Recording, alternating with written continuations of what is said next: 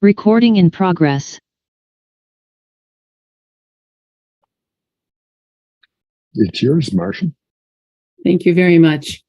Good evening and welcome to a special meeting of the Norwich Selectboard for the primary purpose tonight of finalizing the fiscal year 24 budget. This is Wednesday, January 4th, 2023. With apologies, I acknowledge that I made an error on the posted heading, typing 2022 instead of 2023. My name is Marcia Calloway. I'm currently serving as chair. I'm joined by, in alphabetical order, board members Roger Arnold, Robert Gear, Mary Layton, who's vice chair, Aaron Lamperti. Pursuant to Act 78, this meeting is being held fully remotely with Zoom access technology, which permits attendance of the public by Zoom and by telephone. The board has posted and included in the meeting agenda the information that enables direct access and participation. The agenda and the packet materials were distributed via the Norwich listserv and are available on the town website under the Select Board tab. For those people dialing in by telephone, you can press *9 to raise your hand and *6 when you are recognized by the chair to speak. Thank you tonight to Mary Layton, who's again taking the minutes of this meeting while fully participating, and the same for Rob Gear, who's managing our Zoom technology tonight with a co-host, Rachel Coombs, who is learning the ropes and will be helping us with Zoom periodically going forward. So with that, item 2 is agenda review. I note in the first instance that I neglected to include an item to discuss future agenda items and meetings.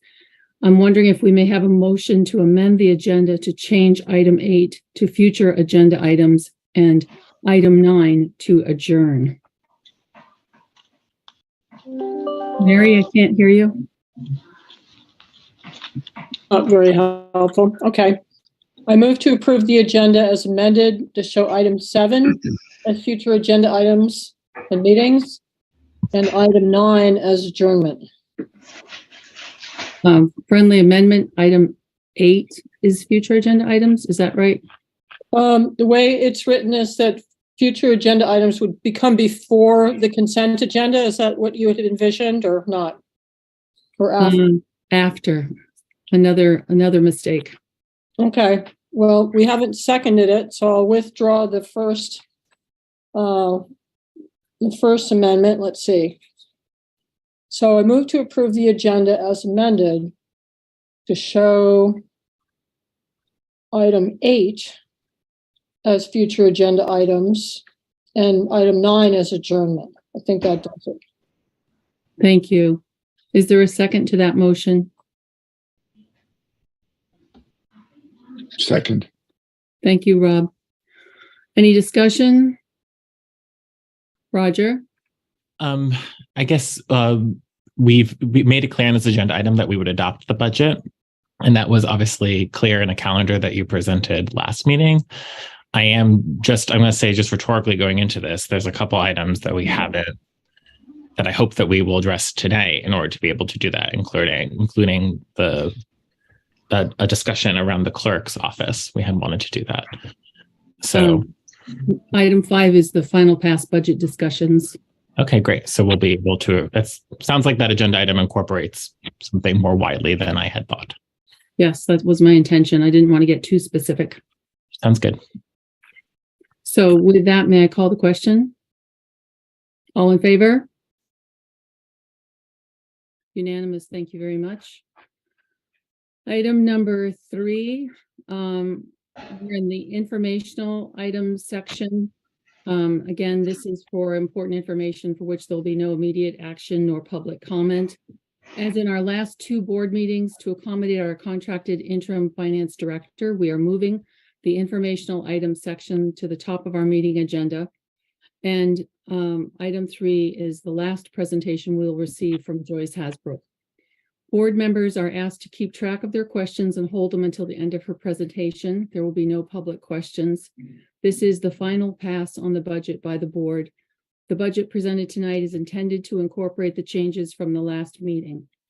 Under the next section of our meeting action items, the board will discuss the final pass and will be asked to vote the budget. On January 11, 2023, the final budget will go to the reviewers and to the printers for the town report. So with that, Joyce Hasbrook, are you available? Yes, I am. The floor is yours, madam. Okay. Good evening, everyone. You'll see on your presentations for the final budget pass the same exhibits as shown in the past 2 weeks. The format for 3 of them, the revenues, the expenses, and the fund balance reports, are a little different in tonight's presentation because they have been presented with the columns as shown in the town report, with one exception, and that's the expense report, which has the notes regarding the changes that were made from the past 3 budget in this presentation. All the other exhibits in the packet hold the same identifying exhibit numbers and the formats. And then I've added 2 exhibits, the department expense summary as it will be presented in the town report, and also a draft of tax rate calculation. And a reminder on the tax rate calculation, it's only a draft because it uses the FY23 calculators and is intended only to provide an estimate of the 24 tax rate. So we will not look at all of the exhibits this time like we've done other times, but rather we're going to just focus on only 3 of them. So we're going to start by looking at Exhibit 6, which is the expense report, and then also refer to the job roster, which is Exhibit 2. So I don't know if you want me to share my screen or if you want to just pull them up on your own. What's best on that, Marcia? Joyce, can you share your screen? And also for those folks who are not joining us by Zoom, can you let us know what page of the packet it's on? Yes. Oh, page of the packet. Ooh, I've got page of the exhibit. So can we get to where my stuff starts so they can find the exhibit numbers? Okay, I'll try and tell people. Okay. All right. So let me.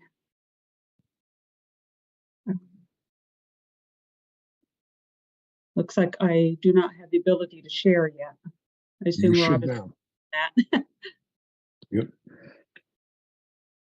Okay. All right. Are you able to see the expense report now? Yes. Yes. Okay. So, Marcia, do we know what page that is in the packet? Not yet. Okay. So while you're finding that, go ahead. Go ahead, and then I'll tell you. It says Okay. it says 1 of 12. Right, but in the Right, but that's just for this one exhibit, page 1 of 12. So my focus tonight will be to identify the answers to the questions presented last week with the changes and the select board confirmations that were made as a result of those discussions. My notes reflect the only changes that I have made to the past 3 budget, so you don't have to look back at every line. And what is presented, I was assuming, would be the final FY24 budget request to present to the voters, which is why I changed the format of some of those pages. But based on Marcia's comments at the beginning, it's understood that there will be a couple of moving pieces, but this will be the format that will be presented once those are changed. If they are. And Joyce, we're on Yep. page 7 of the packet. Okay, page 7 of the packet. Thank you. So once everybody gets to page 7 of the packet, which is Exhibit 6, my comments all go by the page numbers within this exhibit. So until we get to the next exhibit, I think we're back okay. And I think that the job roster, which is the other one I'm going to talk about, is a few pages before this in the packet. I'm going to refer to it, but I'm not going to flip to it. Page 4 is the job roster. Okay, thank you. All right, so for the changes that are noted in this pass, on page 1, we have the select board and the treasurer stipends that remain the same as the FY23 budget. The assistant town manager and the town manager administrative assistant salaries are lumped on the admin assistant line. And this is a total of 1.5 FTEs. And you can look at the job roster to see the outline of those two positions. You'll also see in the middle of the page that the town manager recruitment and relocation expenses, the 50,000 has been set for that budget item, and it's inclusive of both of those lines. And then on page 2 of Exhibit 6, let's see, you'll see that there's no changes reported to the town clerk's office either in the salary amounts budgeted or in the number of FTEs funded, and that's visible on the job roster as well. And then the record restoration fund appropriation has been added for that $5,000. So that's down here. Then page 3, you'll see changes to both the listers and the planning and zoning departments. For the listers office, 2 changes. First, the stipend is shown as the same amount as budgeted for FY23 at $4,500.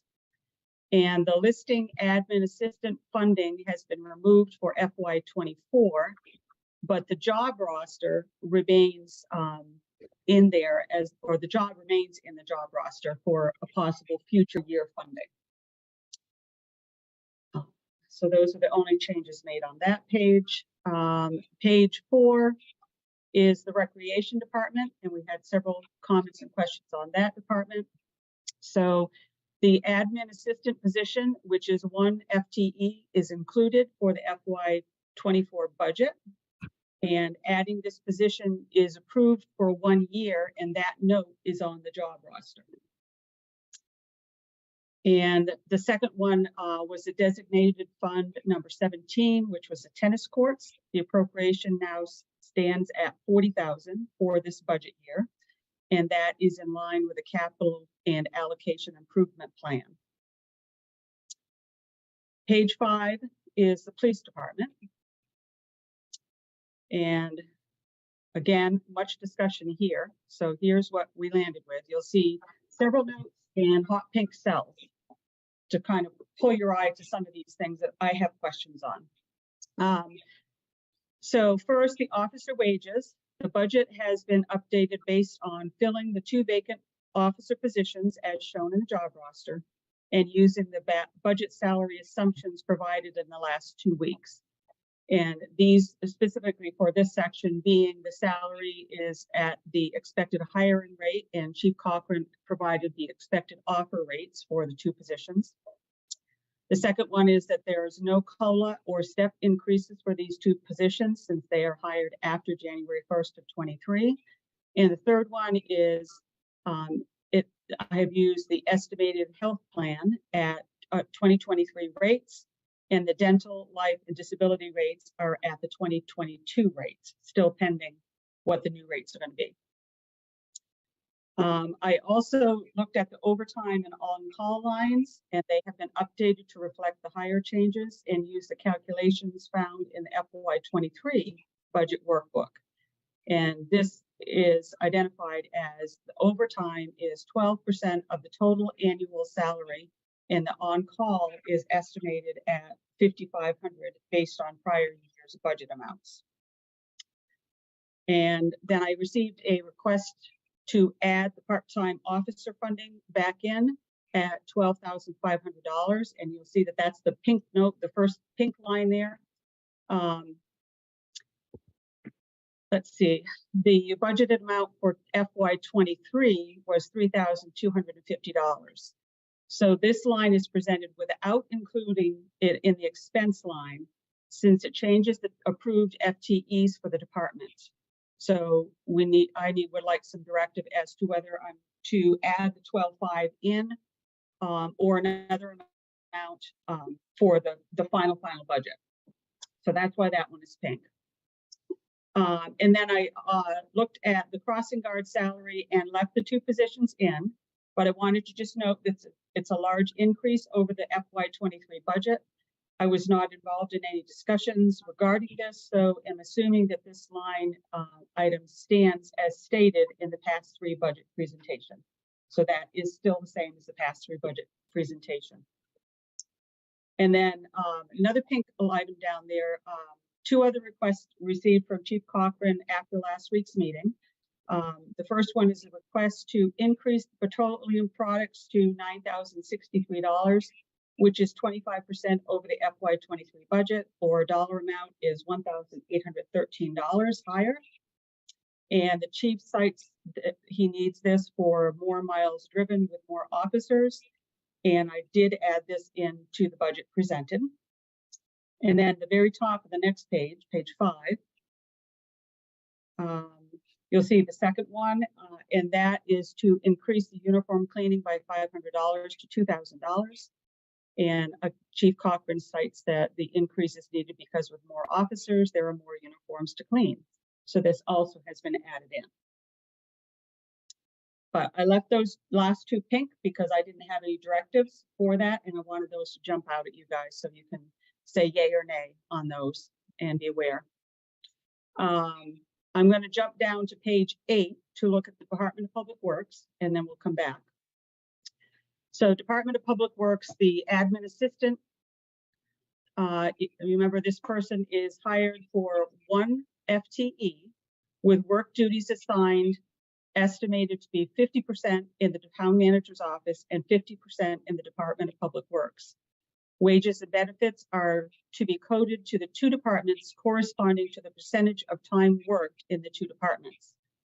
The budget shows a 50-50 split between the departments for wages and benefits for that one position. And then I'm going to back up just one page to page 7. And page 7, you'll see a note regarding the designated fund number 46, which is the generator fund. And the appropriation for this has been left at $15,000, which is the same as it was in FY23. And then another note on designated funds as a whole. Other than these two notes that have been presented tonight, there were no other changes made to the designated funds at this point for this budget pass. And this leaves our unexpected emergency fund number 50. The balance of $750,000 now stands at 13.5% of the final pass town budget as presented tonight without the monetary articles. So we're still within our 12 to 16%.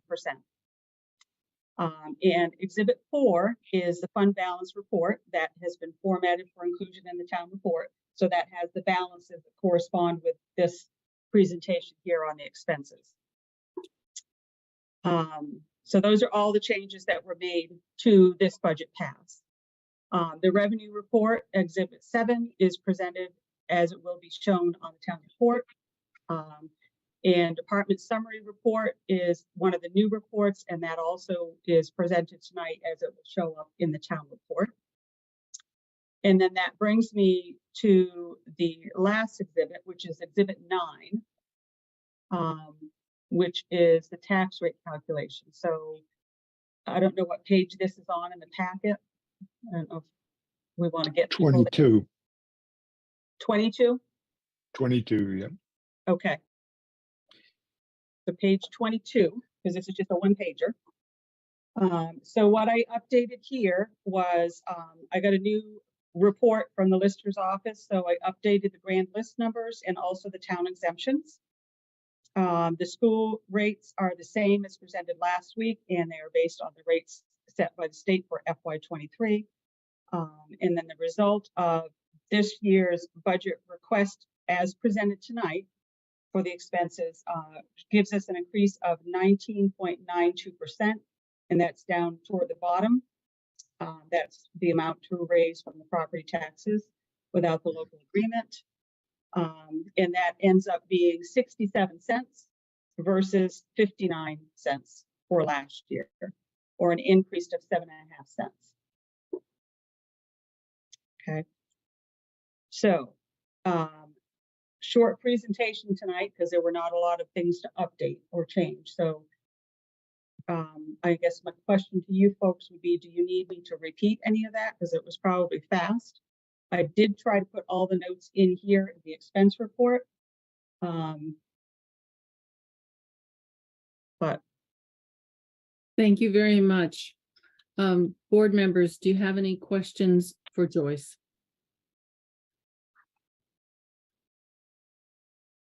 Roger. Thank you, Joyce.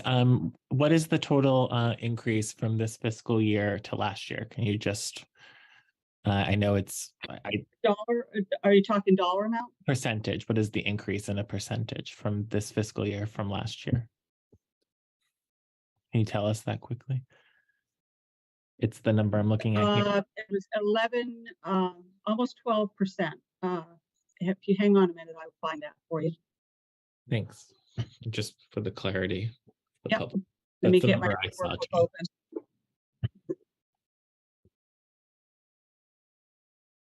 I'll stop sharing so you can Oh, okay. go Sorry. on to whatever else you need to do, but I'll chime in. And then I have one other follow-up, if that's okay. Go ahead, Roger. And then Joyce, you had mentioned that you were it makes sense that so you were making health insurance calculations based on the current calendar year's rates or an older calendar year's rates. Can you just confirm that? It's kind of a split. We did receive the health care. This would be for Blue Cross Blue Shield. We did receive rates for the calendar 2023, but we did not receive new rates for dental, life, and disability. So the dental, life, and disability are calculated at the current year rates, so the 22 rates. But you had the health insurance from Blue Cross. We had the Blue Cross Blue Shield, and that's the biggest portion of the expenses. Yes. Thank you. All right. Board members, any other questions? Mary? Might be a silly question, but if we are to make, if we make a couple of different decisions tonight, is that the final numbers would be presented at our next meeting? Is that how that would work? I could say, yep. Mm-hmm. Or before, so we could think it over and then approved it next one? I would do whatever you would like me to do. I'll just plug it back into my workbook because I presented PDFs, but I can go back and save a new copy, a final copy of my workbook to use as the final. Right. Roger? Just rhetorically, because I know we'll get into the discussion later. It sounds like that's the format. Even though we're not factoring in revenue or supposed revenue or estimated revenue, that percentage is high, and we haven't finalized collective bargaining, so that number is deceptive because it could potentially be much higher. So I think just rhetorically, because we'll get into the discussion, we should be really concerned about that, I think. And I have percentages now too. I've got my workbook up. So the percentage increase for this final pass as compared to the FY23 budget with monetary articles is up 11.4%. And without the monetary articles, which increased very little, it's 11.8%. That's high. Mm-hmm. Okay, thank you. Any other board members? Okay, so in terms, we have a public question. Cheryl Lindbergh, well, you might be public or you might be wearing a hat.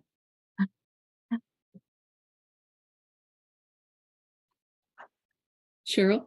Yes. Hi, Marcia. I was going to hold off until you felt like the board had their comments. I didn't know if I didn't want to lose a chance. So are you wanting me to wait a little bit yet, or? Well, I think the board seems to be quietly mulling, so go ahead. Okay. Well, I just want to speak tonight, right now, at this point, as Lister, and just recap where we were at when we were asked to prepare a budget for the FY24 year. And that was we took the advice of the select board, which was to not do anything extraordinary. Let's keep it simple. And so we worked through a budget preparation that met those expectations of the board. We didn't ask for anything large or bigger, and pretty much flat budgeted our budget request. That we've never ever said that we were going to want to eliminate the position of the admin clerk in the lister's office. And we have merely asked that the two line items, the stipend and admin clerk wages, be merged into one so that we can support the office as listers and then hire an admin clerk as able to do. We made an offer of employment, by the way, this past November to an individual who was very qualified, but declined the position because of the extra hours that would have been required during the grand list preparation, grievances, and possible BCA appeals. So we were, we were disappointed, but understood. And that has been the case with other candidates who have been either in the position or have applied for it. So there is no true assertion that we don't want to hire someone. We are again wanting to support the reappraisal firm that'll be starting in February or March, and recruit and train an admin clerk as soon after that can be done. Giving the one line item to the office allows us the flexibility of the office and to do the administrative tasks and keep the office staffed appropriately, answer the public questions and what have you, realtors, others. So I would like, as an elected official to a board of elected officials, to understand that this has been turned around in a way that isn't the way we asked for the budget to be, handled for our department. And at some point tonight, I would like to hear from each of the select board members how they are coming to this decision and why they're not able to trust and support another group of elected officials that we wish to collaborate with our select board and have a good relationship and understanding of what's best for the town. So those are my comments, and thank you right now. Thank you very much. When we get into our discussion, you'll still be here, won't you? Cheryl?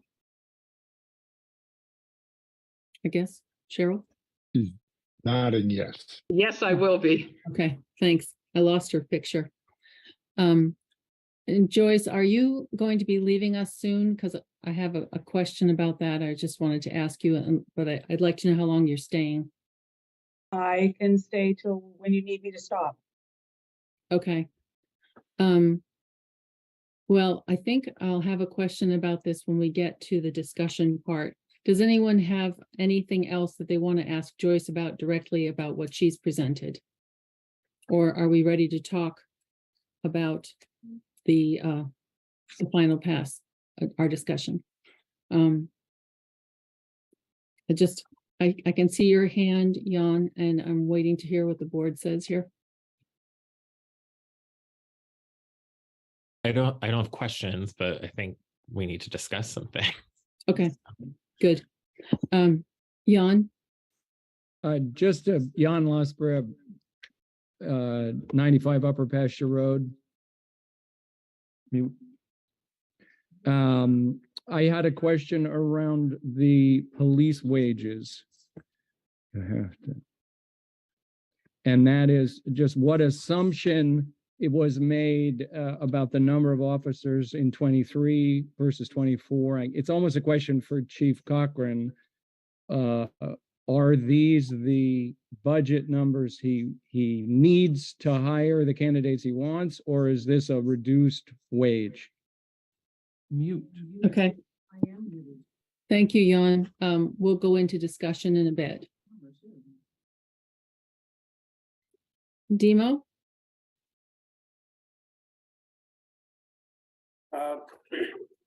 Yes, I just have a couple of brief comments, and they're very positive, I believe.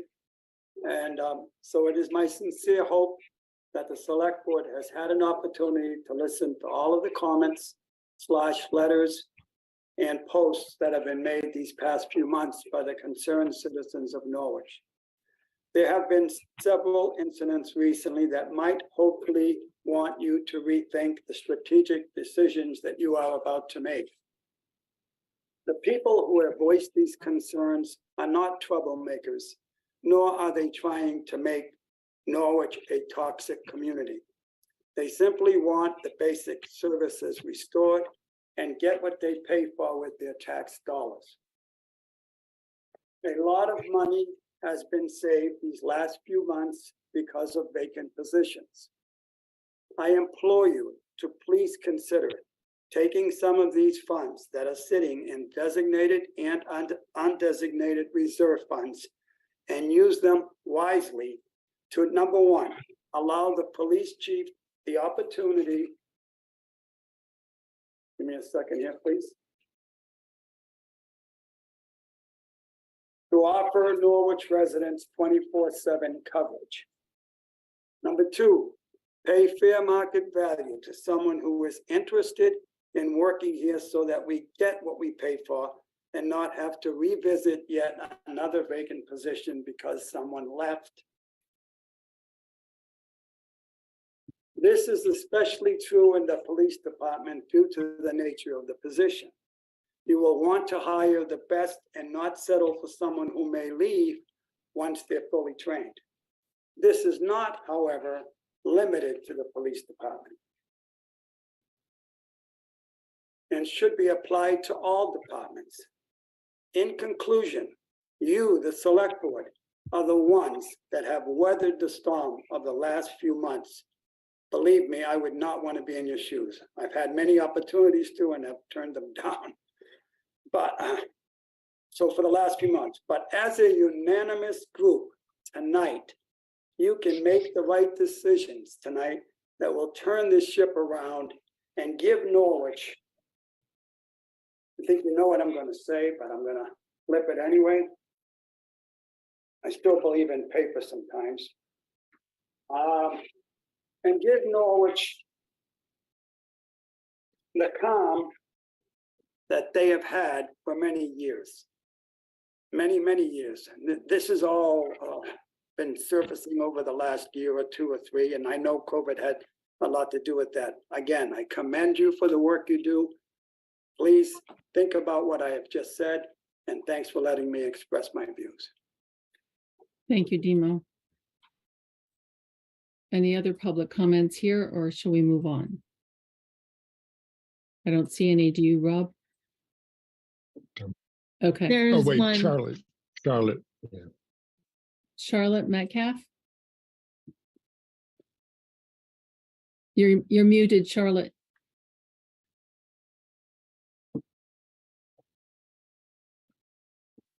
I didn't know when it was appropriate to speak, but since Dima has spoken, That doesn't mean anything. pardon? No, I live at 652 Petrel Road in Norwich, but tonight I would like to read a statement from Priscilla Vincent, who said she has things to offer and is very sad that she can't be here with us because she had previous plans, if that's okay. She lives on Main Street next to the Historical Society. Go ahead. Okay. I'm sorry I cannot be with you in person tonight, but I want to make 3 points. First, I have been very public about the home intrusion that my family experienced last week.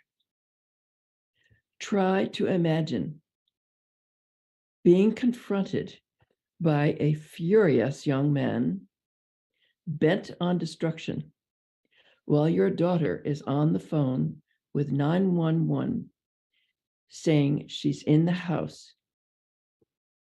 Now, please, someone come help. And 911 is telling your daughter that there is no one available. to come. They did not tell us that there were 2 state troopers already in town, responding to a car accident a couple of miles up the road, and they would come as soon as possible. Meanwhile, you and this enraged stranger are face to face in your own violated home. Second, we all know that COVID has created a significant increase in mental health and drug abuse problems. Sorry, my light's not that good, so I'm having trouble seeing this. Unfortunately, these can lead to situations where police are required for the safety of the general public. To think that we need fewer police now with this increase in problems that we had before COVID exacerbated things is hard to understand. We used to have a properly staffed police department.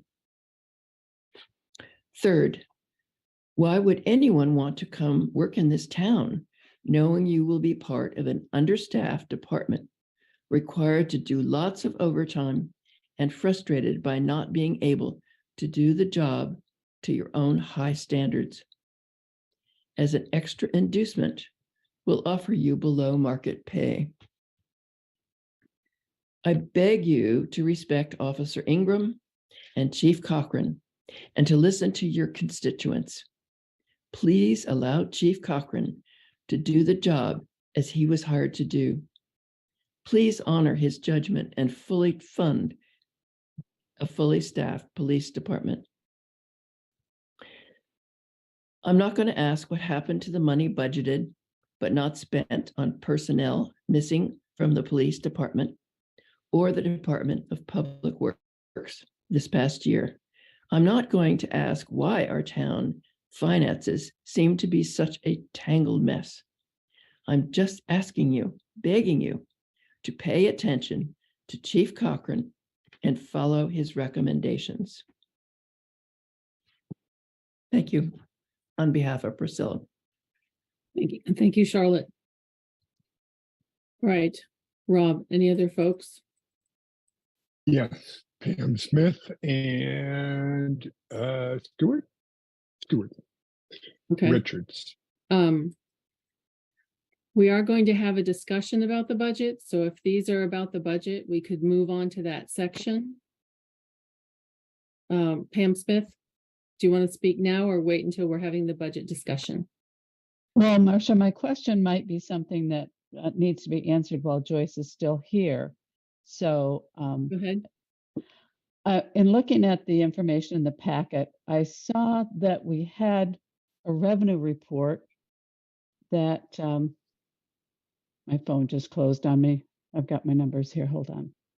The revenue report is projecting $6,447,979 in revenue, and the expenses $5,990,431. So if I'm reading this correctly, she's projecting a revenue surplus of $457,548. Aren't we supposed to have a balanced budget? Joyce, I had said we weren't going to take questions, but I think that's a good question. Joyce, can you answer that, or do you want to, how do you want to handle it? I didn't look at that specifically, but the number that you're putting out there makes me think that it is the allocations for the monetary articles. And also there will be changes to the tax calculation because the tax calculator is based on old numbers while the expenses are based on new numbers. So look at I just would like to point that out as something that needs to balance before this goes to the town report. That's my only intention here. Roger? I was kind of mouthing ARPA. My understanding is that with those funds, there's going to be created a surplus, but I haven't I haven't dug into the revenue because I want to understand the expenses before we get to revenue. No, the revenue is the taxes plus money that comes in through other fees and fines and stuff from rec department. And that totals 6,447,979. And if you look at your budget worksheet for the town, it's 5,994,31, including the appropriations. So we're off $457,000. I think it's in the tax to be generated from the taxpayers, but I'm not sure. Okay, we'll have Brennan and Joyce look at that for the Thank next you. time. Yep.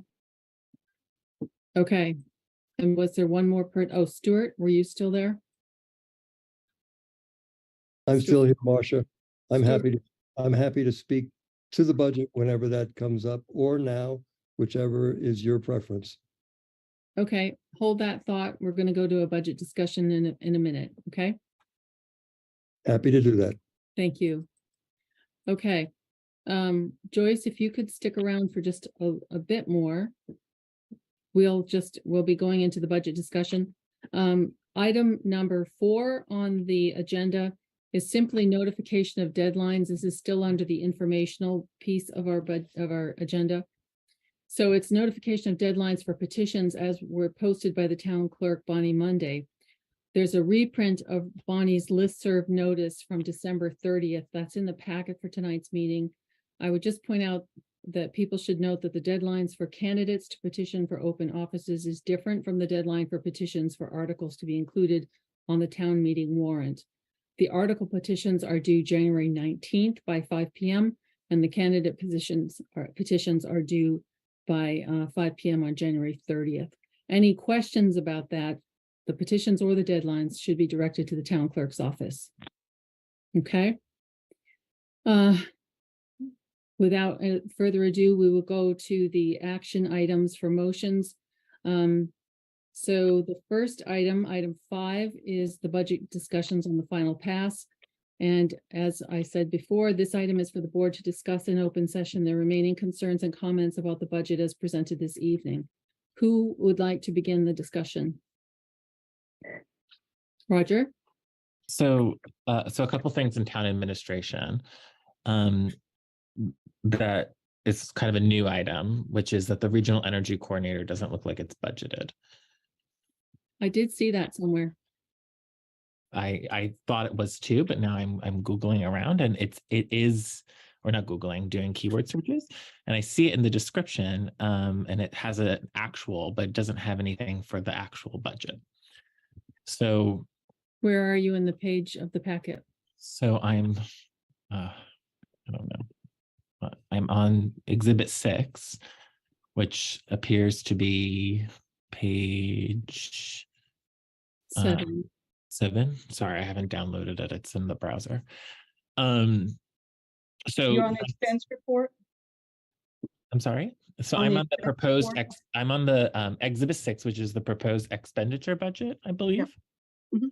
So under operating budget, under town administration, which is where I believe regional energy coordinator has existed in the past, it exists as a line and there's some actual costs, right, for FY22, but there's nothing in FY23 and FY24. In the past, I thought this might have been under professional services, but it doesn't.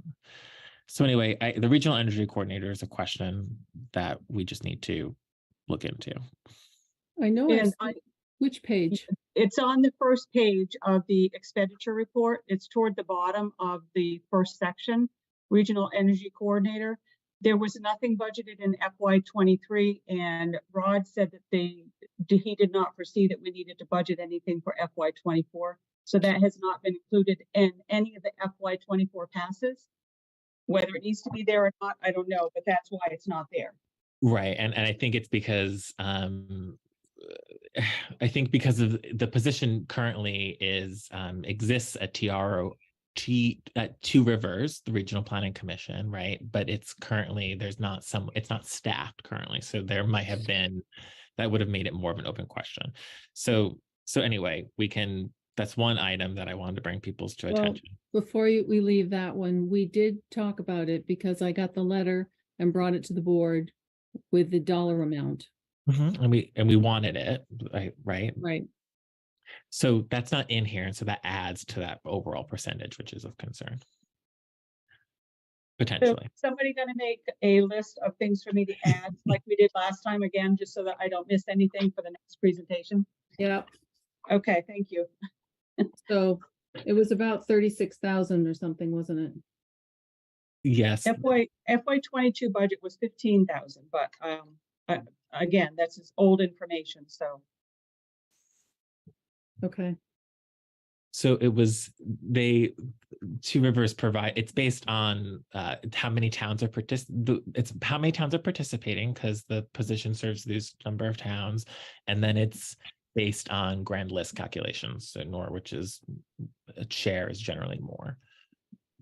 I'll get that for you, Joyce. Okay. Go ahead, Okay. Roger. Aaron's hands up, so I'll stop talking. I have other things. I just wanted to my recollection of the history there was that we budgeted it for 22, but we didn't actually choose to join the program in 22, but then we used that budgeted amount for 23 without it in some sense. I think that's why it doesn't show anything in 23. I don't remember how exactly that worked in terms of the counting, but that was my understanding. So then now we're in a new year.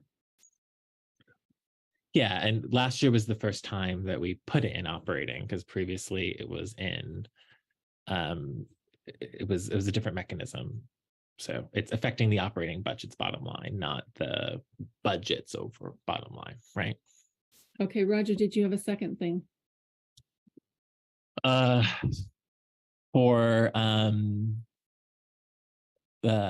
think that was it for that. Well, I don't know if you want to go how you want to handle this. If you want to go through the budget, or do you just want to go based on board member questions? Because I can keep going. Well, if people have questions right off the bat, we can address those and get them out of the way, and then we can go through the 6 pages or 12 pages. So and so there was that, and then I wanted to talk about the clerk's office, but I also know that we wanted to potentially hear from Bonnie. She had requested to speak to us, so I don't know how that might affect our conversation around the town clerk's office. Obviously, Bonnie's retiring, right? I was going to invite her to the next meeting. I don't know if she's here tonight. I don't see her. All right. For expedient. Maybe 916. Usually by phone. Oh, yeah. Okay. She might be by phone. Yeah. There she is. Oh. Bonnie, do you want to speak about the town clerk's budget or anything? I was going to suggest that we have I'm sorry. I was going to suggest that we have a fuller discussion about your office next meeting, but if you want to discuss the budget here, go ahead. What part of the budget do you want to discuss? I was under the impression that my budget was not going to be touched, that everything was going to stay the same. I haven't had any professional courtesies from anyone at this point to attend a meeting to discuss my budget. And I would prefer to wait till next meeting. Before I go on, though, I would like to extend my condolences to Ellen Blake, Emily Blake, and Peter Blake for the loss of their husbands and fathers. Roger was a select board member in the early 2000s, and he will be deeply missed by the town. Thank you. We all echo that. All right. Let's do this, folks. Let's start with page 1 and just go down through and see what people have to comment, okay? So anything more about page 1? No? Okay. So Could we look at it while we're talking about it, please? Oh, sure. Do you want to share it? Who's driving? I'll have to share it with Joyce again. do you want to share I have it here if you want to just look at a PDF. Share with anybody. Here comes Joyce. Yep. Okay. Okay, you're up. So we want to go to the first page of this. Sorry. Okay, here's page 1. Thank you.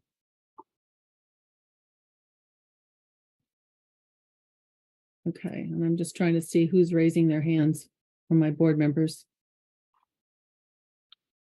Okay. Yeah, I think town administration is fine. I think we need to look at contracted services, or I believe it was contracted services that is the amount for the RFP for Guile Mountain. I mean, well, I don't know. I think maybe we should back up and say, maybe this board is comfortable with, that percentage of an increase, right? And then if the board is comfortable with that and wants to justify it to the voters, then I guess I'll take a different approach personally. So I guess that's kind of my question that I have. So you're identifying the contracted services line. Well, I'm identifying a bigger question, which is, we're in past 3. We're in January. Joyce has indicated that our conversations has gotten us to about a 12% roughly increase from last year. It doesn't include some unknowns like collective bargaining. And so I guess I'm flagging that as, is this where we're comfortable, or do we need to go back into this budget, I guess is my question. And then if people are comfortable, then I'll stop saying things like, maybe we shouldn't do that RFP for Guile Mountain because it costs $30,000 and we need to trim, right? Like I'll take a different approach is what I'm saying to you. Aaron, before I get to you, the only thing I'm uncomfortable about at the moment is I don't like things that just like contracted services. It seems like a big trash can. And it can be used for almost anything under town administration. I kind of prefer it to be a little more specific, but and I also think Guile Mountain is, one of the elephants on the table that needs to be addressed. So with that intro, Aaron.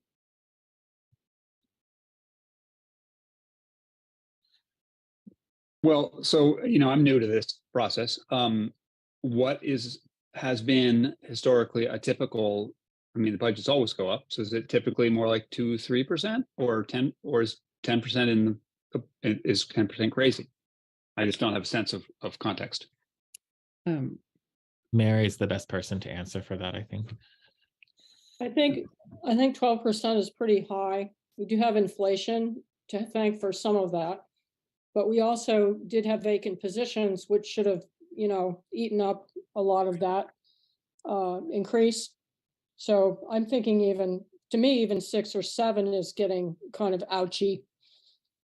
So I would say it's of concern. It's not impossible. And it depends also on value. For instance, we've had lots of people wanting to support our police department, and to pay our workers a decent wage. And the market has gone way up. So we have to be realistic about that kind of thing too. Thank you, Mary. Aaron? So, so roughly half of this is inflation, right? Six, call it half of it is inflation. So we are, in a sense of year-to-year budget, we are around 6% of an increase above inflation. Previous years have had essentially very little inflation. So that's one way to think about it. I had another thought. The question of empty positions really doesn't have any bearing on the 24 budget. That's a question for final end of the year evaluation of the 23 budget and whether there's a surplus there, and then we have to decide what to do with the surplus within statute. But that's really not bearing on the question of what the size increase of the 24 budget is, not at this point.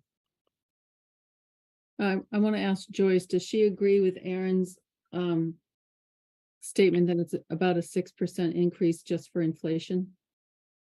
I would, because when I was looking at COLA this year, if you compare to last year, it's a 7% increase.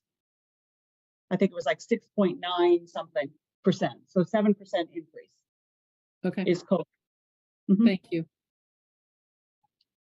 Well, we're Roger? not, we're, sorry. Yeah. But we're not obligated to that COLA. Our COLA is determined by a 5-year rolling average based on the Northeast, blah, blah, blah. Correct. It Yeah, has, okay.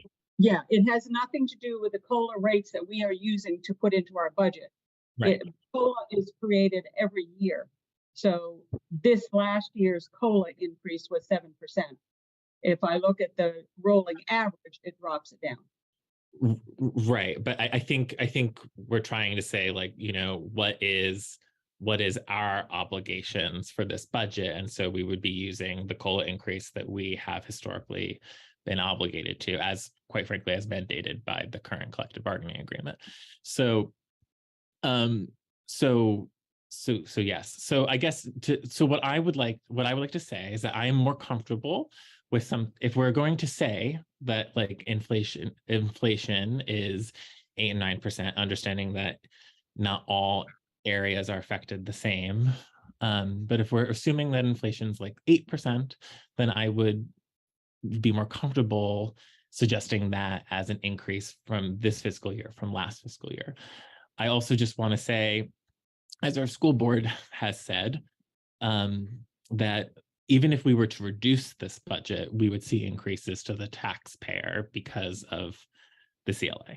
So I really do think that even if we were to cut, people would still feel it. And so to then say we're going to increase 12 is a lot. So I guess I'm saying, like, I need us to be more around 8 or 9, and because that figure is consistent with inflation. And now I'm done. I've said my piece, and then we can begin a deeper dive depending on what other people say. Aaron? So what would be an estimated amount that we would need to cut from this budget to drop it, 3% or 3.5%, which would take us down to 8? Joyce, can you come up with a number off the top of your head, or do we have to do some math here? She probably shouldn't do it off the top of her head. Yeah, you don't want me to do it off the top of my head. Let me get to my workbook though. While she's thinking about that, yeah. Let me just call on Stuart Richards. He's been patiently waiting. Then we'll get back to this question. So Stuart Richards, 82 Elm Street. Marcia, thank you for recognizing me. Mm-hmm. The issue that I see that I would like to raise is the legal cost, which I think is estimated at $90,000, if I'm reading this correctly. And I suspect, without knowing, because it's not itemized, a large part of this is going toward a suit that I think should never have happened, related to the open meeting law. Following the open meeting law, I think, is critical to our democracy. And I think that violating it is just simply wrong. And Chris Kentucky has filed a suit. It's been ongoing now for several years. The last expenditure that I'm aware of was about $56,000. Chris has estimated that the total cost for the open meeting lawsuit, which I believe never should have happened, is going to be in the neighborhood of $100,000.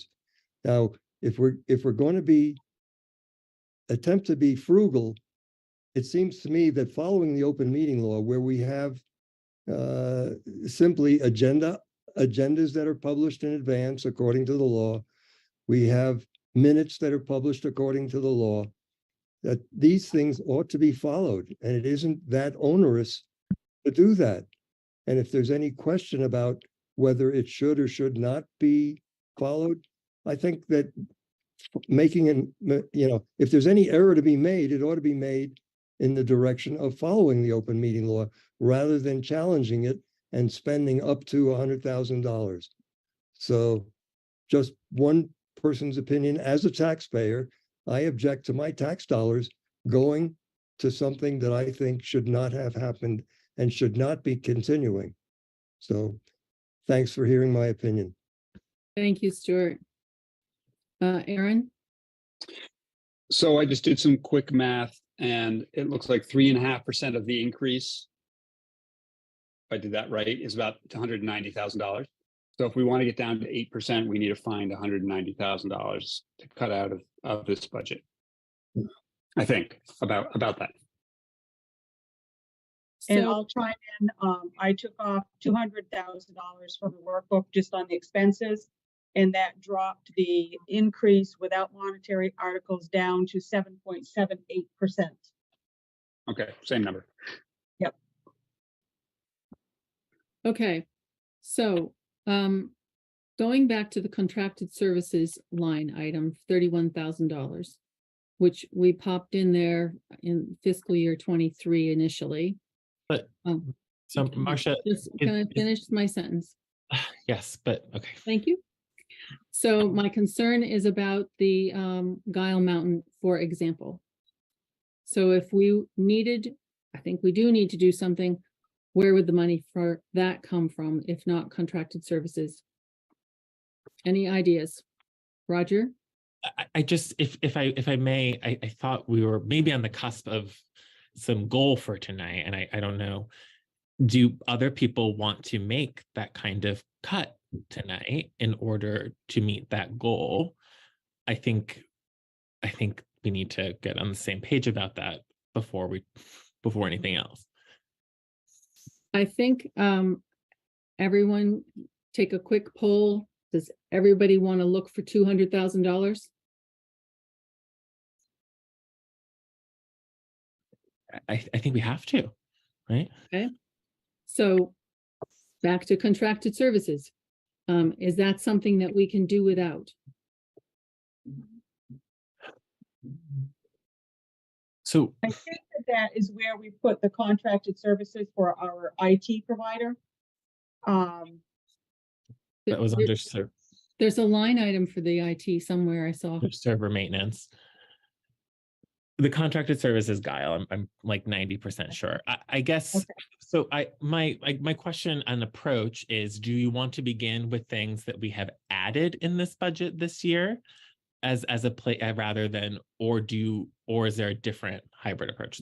I guess I don't want to appear to be dog in the boat. But I've always so I'm trying to do my best here. But what I've always said from the beginning is we should begin with last year's budget, look at our obligations, and then build from there. We've done a bunch of different things, and we've added to this budget in certain ways, and we've seen increase. We've added positions in particular. So I don't know. What do you want to do? What I mean, I'm happy to talk about Guile, because if you're asking me to save $30,000 to not do Guile's project based on the lack of the fact that we don't have a planning director and we don't have permanent town management, my thinking is like that's reason enough to not do it this year and to remove it from the budget. So I'm happy to remove it from the budget to get to that goal, not because I don't think it's important, but to get to that goal of cutting. Well, let's do this. I'd like to have some methodology to this rather than just say everything that we added, we'll take it out and start over. Right. I think what we should do is go through this page by page and identify things. We can sort of be looking at our budget while we're going through, but also be looking at things that could be possibly cut. So I'm starting now to make a list of possible cut. And that would be $31,000 for the contracted services from page 1 of the exhibit. Yeah, page 1. Okay. Is there anything else on this page that anyone can identify to be discussed or might consider to be cut? Stuart, I can see your hand. Are you talking about, are you making a comment about this particular thing, or what is it that you wanted to say? I'd like to recommend a cut. Okay. And that is to cease and desist from this most unwise open meeting law lawsuit that the town has pursued for several years. Because legal is not, there are no line items associated with it. I can't tell how much is being budgeted for the open meeting law, but whatever it is, I'm suggesting that you strike it. Okay, thank you. All right, we're on page 1. If everybody's finished with that one, did I see a hand, Aaron?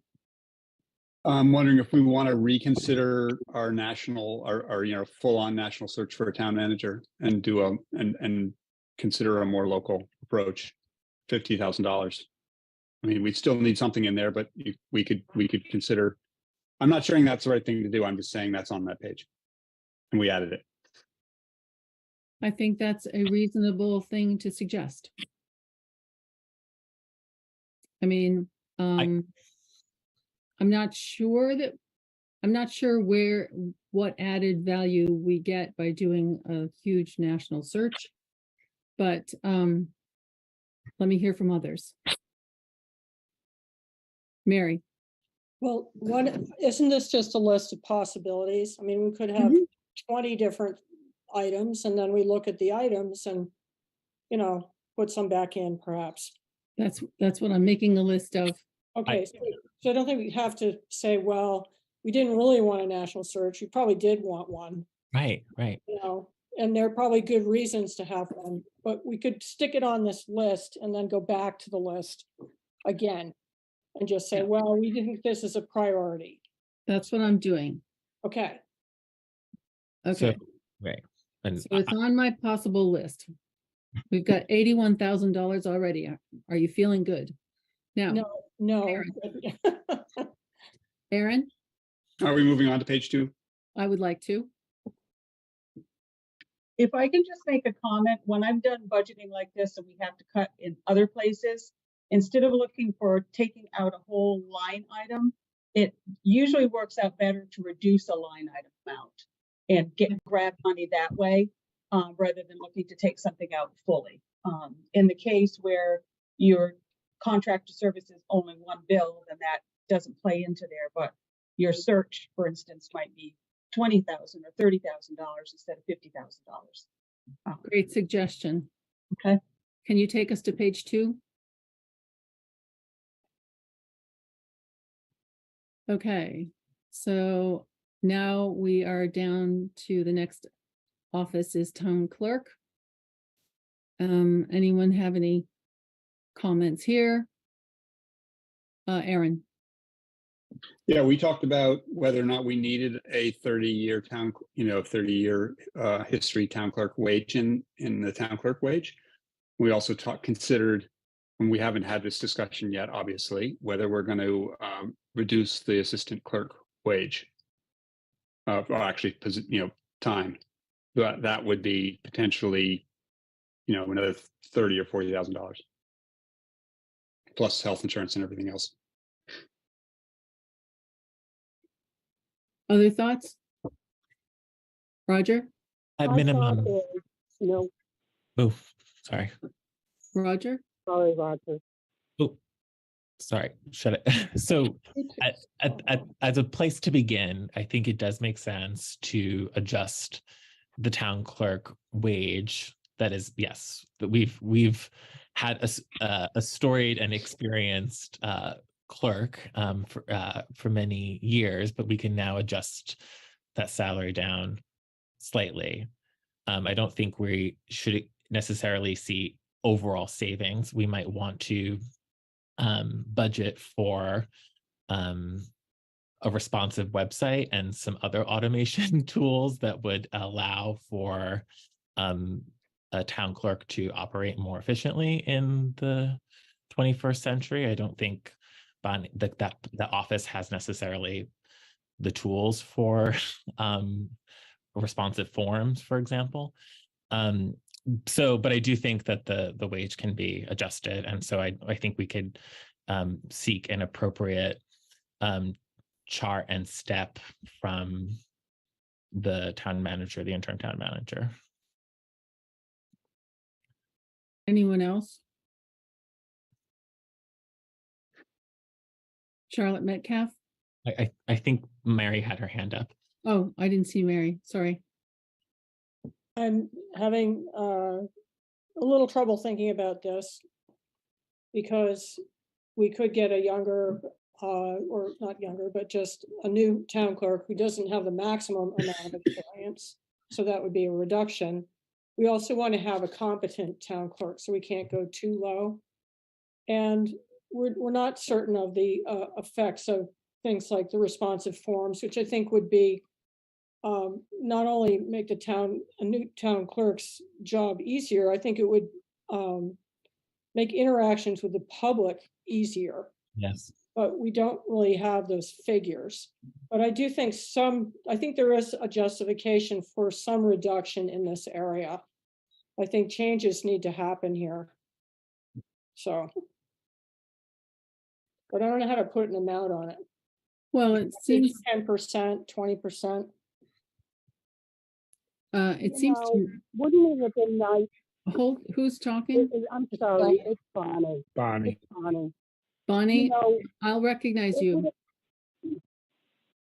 Thank you, Martha. Mhm. I think it's very inconsiderate to be having this discussion and putting me in a position where I'm not fully prepared to speak to it. I have gone to the manager twice about this. I had sent a letter to you all yesterday about this, which I retracted. And, you know, not one of you has any idea what goes on in my office. And working in a municipality goes a little bit deeper than you're losing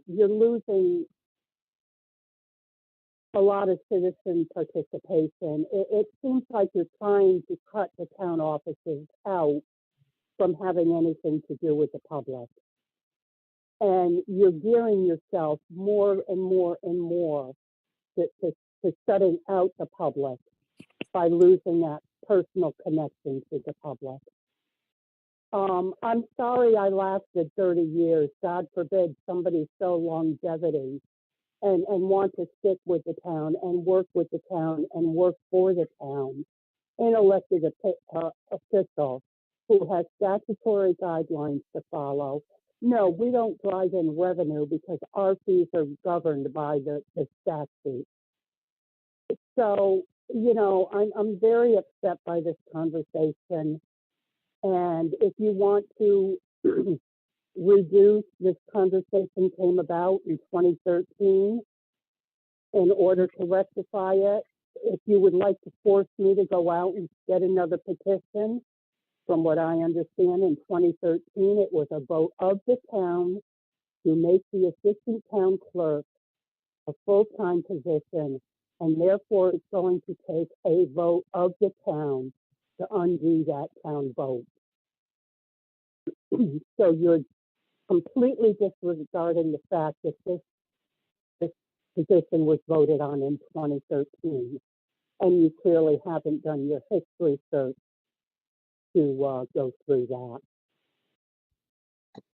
So it just seems like you actively are going after elected positions, the positions that have interactions with the public, and you're trying to shut down those elected offices so that the public has absolutely no way to get to the select board other than through the town manager. You cut off conversation with elected officials. You don't even extend professional courtesy to the other elected officials so that they can fully prepare. I'm just very upset right now with this conversation. Thank you, Bonnie. I understand, and I fully agree with you that we need to have public interaction with people. Well, it seems that everybody's doing everything in their power to stop that public interaction, including all these Zoom meetings that we have instead of in-person meetings. You definitely cut off the public. Just a minute, Roger. We're going to go back to the public meetings at the second half of this month, and I do think it'll be a good thing. So, Well, we're about the only town that continues to operate this way. I know, Many people went back into public session ages ago. I know. Thank you, Bonnie. Let's see, Roger, did you still have something you want to say? I just, you know, I don't disagree that like this conversation could have been approached differently through our agenda setting. I believe that we had wanted it to begin with we wanted to begin with a conversation with Bonnie as she had requested. I think we obviously have a deadline to get this budget, and so I assume it was I assume it was a bad process or a bad administration on our part. Board members we've asked to be more inclusive in this conversation. But I think ultimately it's not just that, Roger, it's not just that. You know, we had very good communication prior to the previous town managers. Managers would come to us and give everybody in the building a heads up. The selectmen may want to talk to you this evening, or the select board. Can you please be present?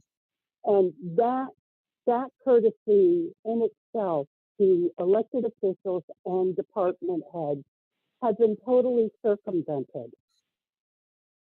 You know, discussions are important. Talking to people is important. You are not outside the law if you talk to somebody on a personal level without going through the town manager first to see if it's okay. You're allowed to have a conversation. And you never take the time to do so. There's only one board member, possibly two, that ever takes the time to have an actual conversation with any of the department heads or any of the other elected officials. I feel like we've spent some time together, Bunny. I feel like you've met my child. We've worked together on health officer matters. I'm sorry that you felt like the lines of communication were open with individual members of this board. Okay, let's move on now. I'd like to hear from Charlotte Metcalf and then Ernie Ciccatelli. Charlotte?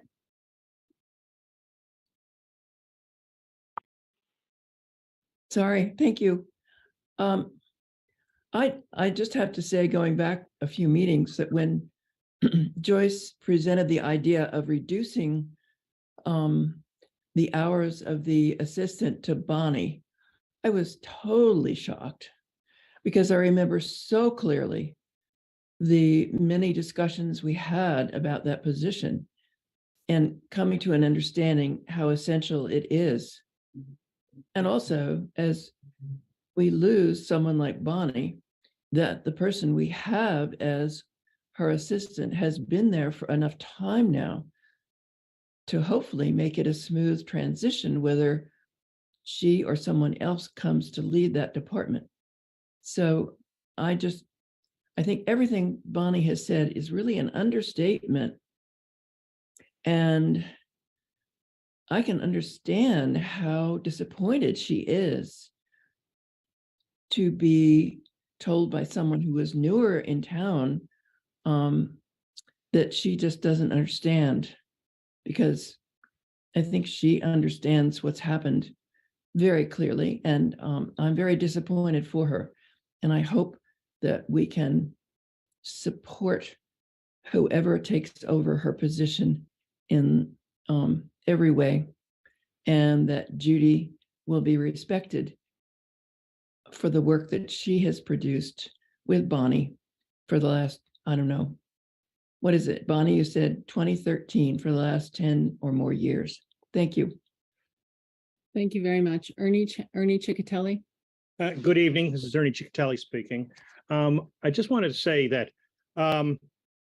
the position of town clerk is probably the most important single position in government, in municipal government. It's the point of entry for every single citizen to contact to have any sort of contact with the town government. On top of it all, the town clerk has one of the most important jobs, maybe the most important job of all, which is preserving how we democratically operate a government, a municipal government. And that's a lot of work.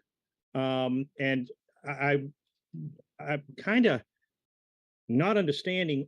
I understand why things have to be cut out here. There's I see a lot of fat, and you're looking for doing some trimming here, and I completely agree with this process. But I think of all the places to look for some place to trim, I think the town manager's office is the worst you can possibly attempt to do some trimming. I don't think that considering how important the work those people are doing for us, you know, the wages that they're getting are right at least in line, if not somewhat under, relative to their relative importance. And I've worked with Bonnie, you know, because of, you know, as an attorney, I go to the town clerk a lot and so on and so forth. Plus, I've been a justice of the peace for almost as long as she's been the town clerk. I've been a lister. I've been in a lot of things, and all of these required my going and dealing with records that Bonnie keeps up for the town, and they're critically important records. They're not. It's not just, well, the vital statistics are important enough, but the land records, those are, you can't get any more important. I mean, when it comes to legal documents, and she's, you know, and it's a lot of work just to keep those things from the pages from getting mixed up, from keeping the index from getting. There's a lot of work, and I think that Judy has been working there for a really, I don't remember when she started because it's been so long. And I have found that her help has been stellar when I've needed assistance, town clerk assistance when Bonnie's not been available. And then of course there's the elections themselves. And you know, I don't have to remind anybody how critical conducting elections, the conduct of an election is.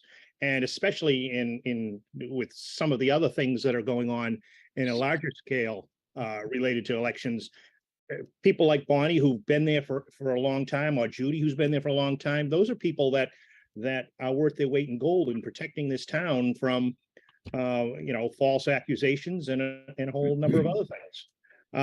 I would suggest that I think that the very least that should happen is that you shouldn't be looking at the town clerk's office for a place to cut. I think you should move on. I can suggest, and I will suggest, one place I think is like an egregious waste of money relative to the situation that the town's in right now. But I'll get to that later when the time comes. But I strongly urge you to move on from the town clerk's office. Thank you, Amy. Thank you. Thank you. Nan Carroll. Thank you, Marcia. Nan Carroll, 345 Campbell Flat Road. I want to thank all of you for serving, and I would like to urge the chair to limit people's comments. That's part of why these meetings drag on for hours and hours, because people speak multiple times. They speak, I measured last week's meeting, people were speaking for 4 minutes, 5 minutes, 7 minutes, interrupting, not saying their name and locatable address. And I just think that would help keep a little order. And I would also like to know sometime, probably there may not be data tonight, how many towns of our size have 2 full-time town clerks? And I don't think we need to get into so much personality here about who's great and who's not great and who's lived here for how long. We need to be inclusive and positive. And I would like to know what the data says in 2022, where technology has changed job descriptions and abilities. How many towns that are similar to Norwich have 2 full-time clerks? Maybe most of them do, maybe all of them do. I don't know the answer. I think it would be important as you make decisions, just like you look at that data for the police department. Thank you. Thank you, Nan. I would just say that I have tried very hard to allow people to have some time to express their opinions because they were feeling the need to do that. I know it takes a lot of extra time, and I can tell you, I agree with you, I'm exhausted, but I think it's part of our service. Demo. Yes, Demo Sophonis, 82 Glen Ridge Road, and I'll only be a minute. Not even. Just want to say the important part of the face-to-face interaction that Bonnie talks about is so true. I served as your postmaster for 10 years and a total of 34 years, 24 as postmaster. In the time that I served as postmaster, I worked very closely with Bonnie, and I can tell you that without the town clerk's office, my job would have been absolutely impossible. So, but it's the face-to-face that she deals with every day, the problems that people are having that can't get a hold of the select board, don't know how, don't have a computer, those kinds of things. There's a lot of people in town that still need the face-to-face, and that is absolutely valuable. And I also serve with Bonnie as on a board of civil authority and as on the board of civil authority. So thank you for the time.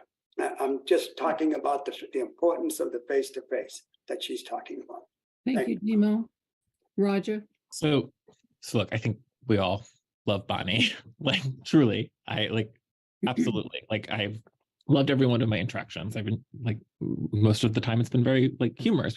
I have a good time. It's as much as she's been really helpful and important, but it's not really about Bonnie. It's about, I think what we're trying to propose is it is a management practice. I'm not saying it has to be the one that we take up, but it's a management practice that when someone of a certain amount of experience retires or moves on from the position, you look to see whether or not there's potential savings in having someone more junior step in. And when we're talking about the budget at this level, it seems like a reasonable question. So we're just saying, is there potential savings in looking at a different beginning step increase for the town clerk wage? We can put it on a list of possible savings. I think that is what we need to do at a minimum in this discussion. And I think there's some other things that we can talk about too, but I don't know whether people think on what I consider to be like a basic management consideration. I don't know. Okay. I think basically that we said with the planning office, we weren't going to lower the wage that we were talking about because ultimately when the person was hired, that would be looked at. So it was a placeholder in some respects. And I think we're kind of in that situation with the town clerk's office because that salary can be determined when the person is elected or appointed or whatever they are. And then I believe by statute, the town clerk who is elected or appointed shall appoint a assistant clerk. And so again, at that point, I think there can be a determination about whatever needs to be determined, the amount of time, the step, etc. So it might be that it's better to leave this. And I think, I was thinking along the same lines that Nan Carroll brought up, which is that, being very familiar with, say, a registrar's office, there is software. I don't know if that's something that exists in municipal sort of clerks' offices or if it's even something we would want. But I think it's not for tonight's discussion because it hasn't even been brought up and we don't know what the new town clerk will want or know about. So it might be that the best thing to do is to leave this as a placeholder at the moment. Bonnie, you had something to say.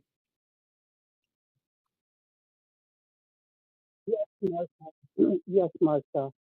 I wrote the board about 2 months ago about the progression of my office or the succession of my office and had ideas that I wanted to present to you, which today I have not been given the opportunity to do so. So I do think it's very unfair that this discussion is being had tonight. I don't know what software Nan is talking about. Right now, we do have software in our office. It's a cot system program, which is, we're gearing towards to having on, being able to open our books online.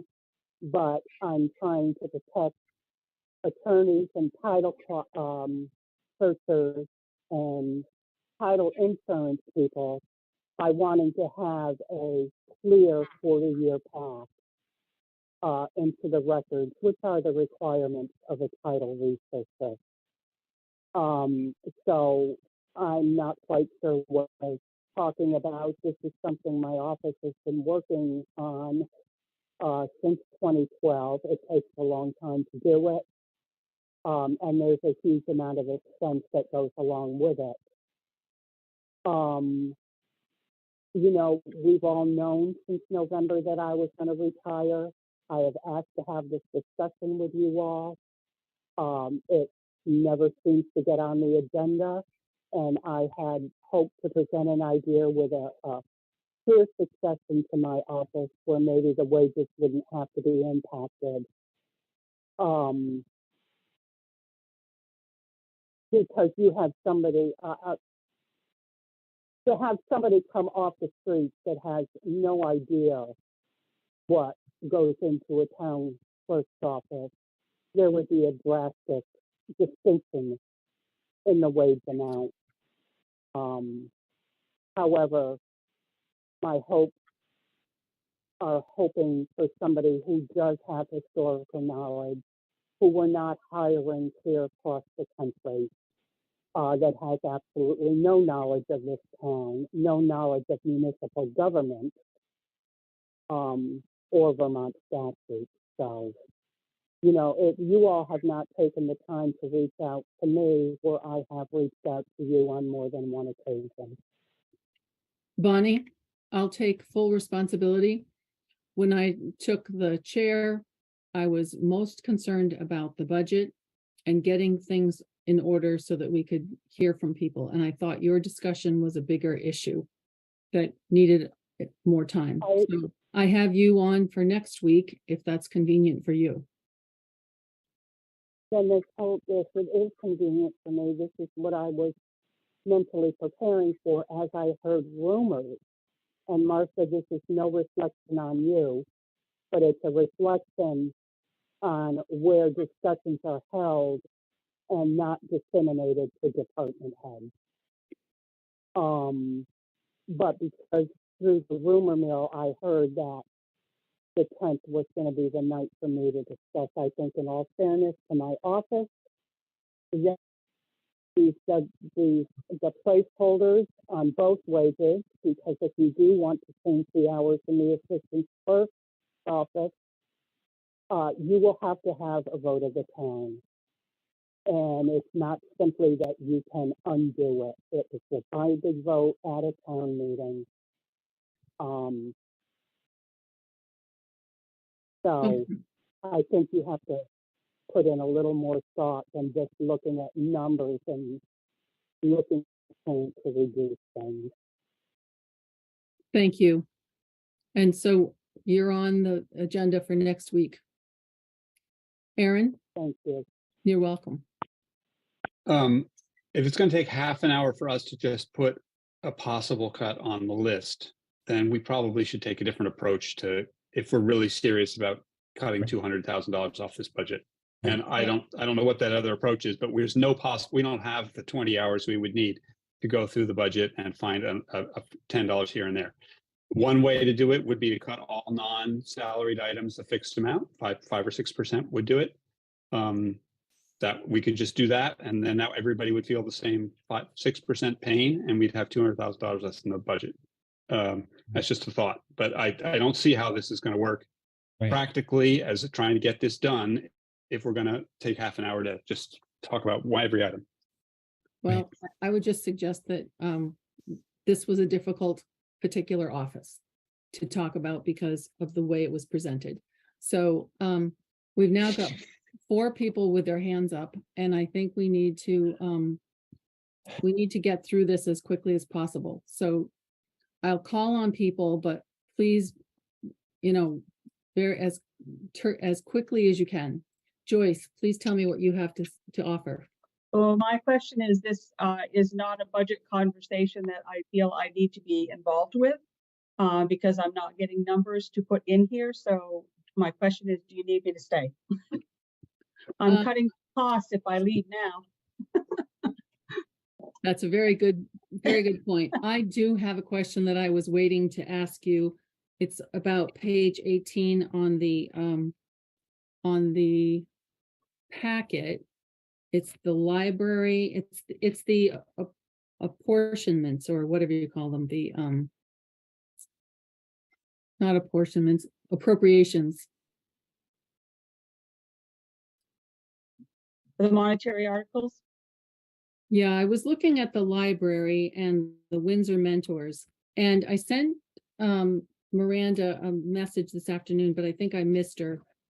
And maybe Brennan knows the answer to this, but my understanding was that those appropriations, if they wanted to be raised, they had to do more than just put in a request for more money. And the library's looking for $35,000 more, and the mentors, Windsor County Mentors, went up $15,000.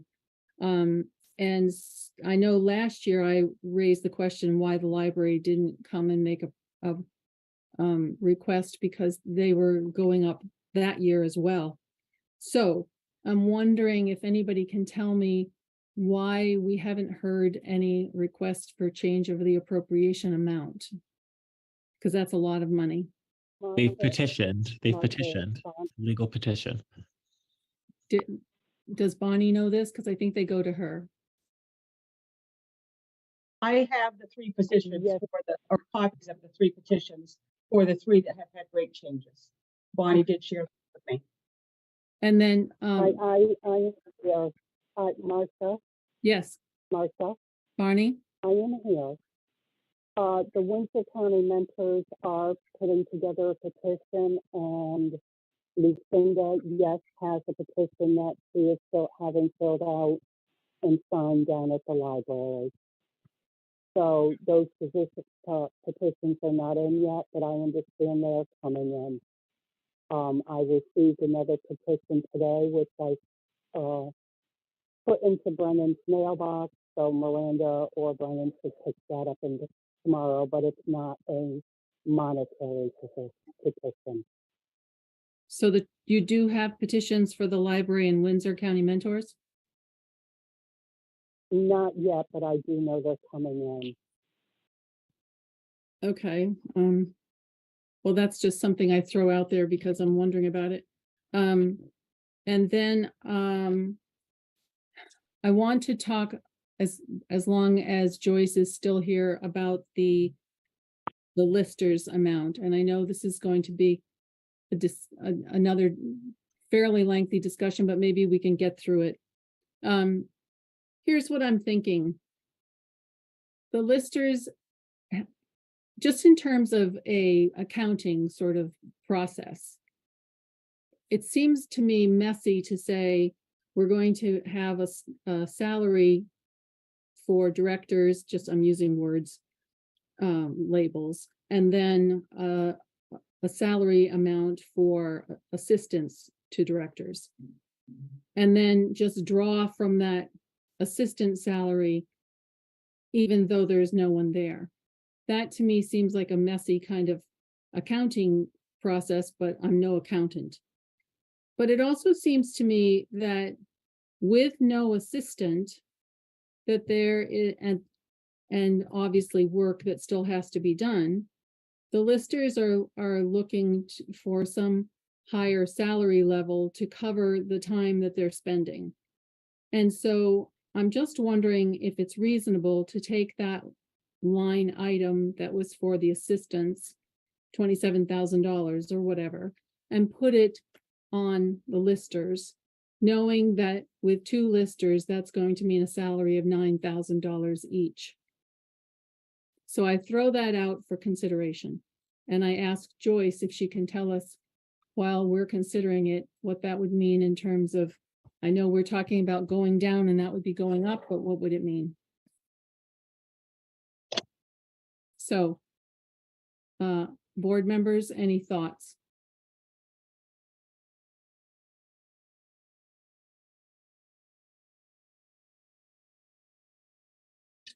Okay, I've got a Rob? hand up.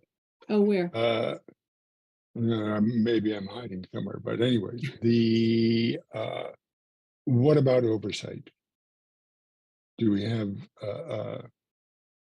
any way of assuring that funds are spent appropriately and accounted for precisely?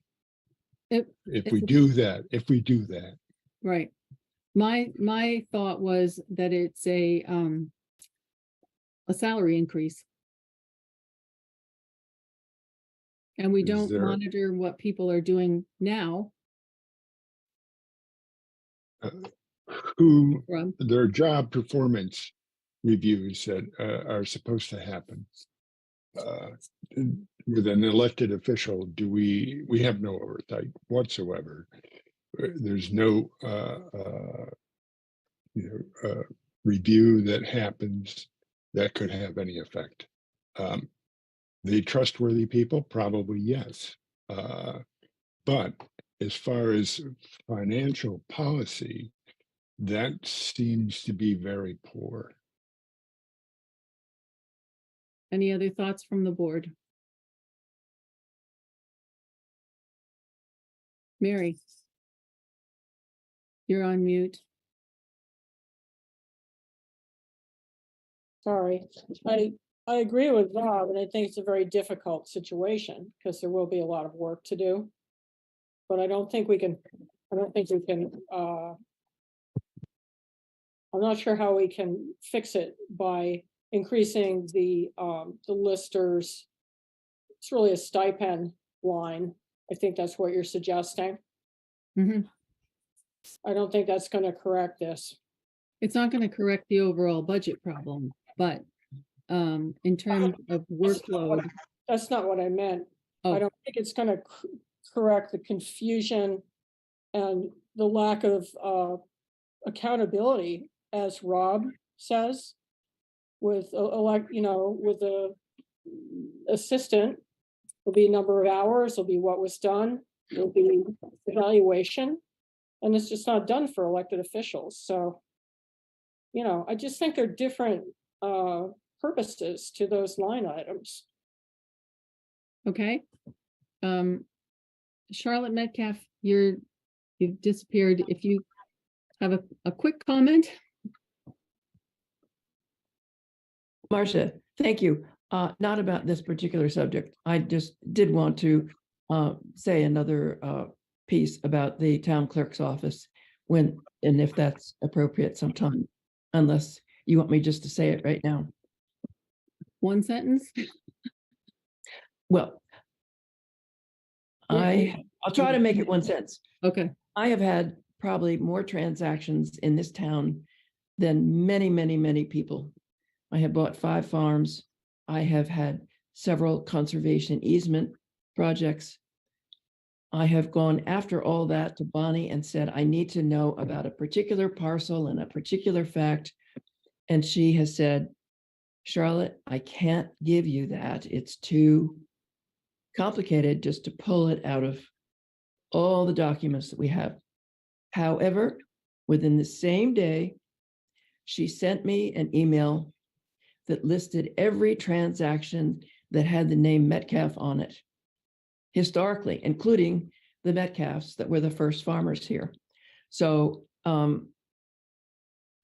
I just wanted to disabuse people of the idea that the office is in the dark ages. It is very much up to date.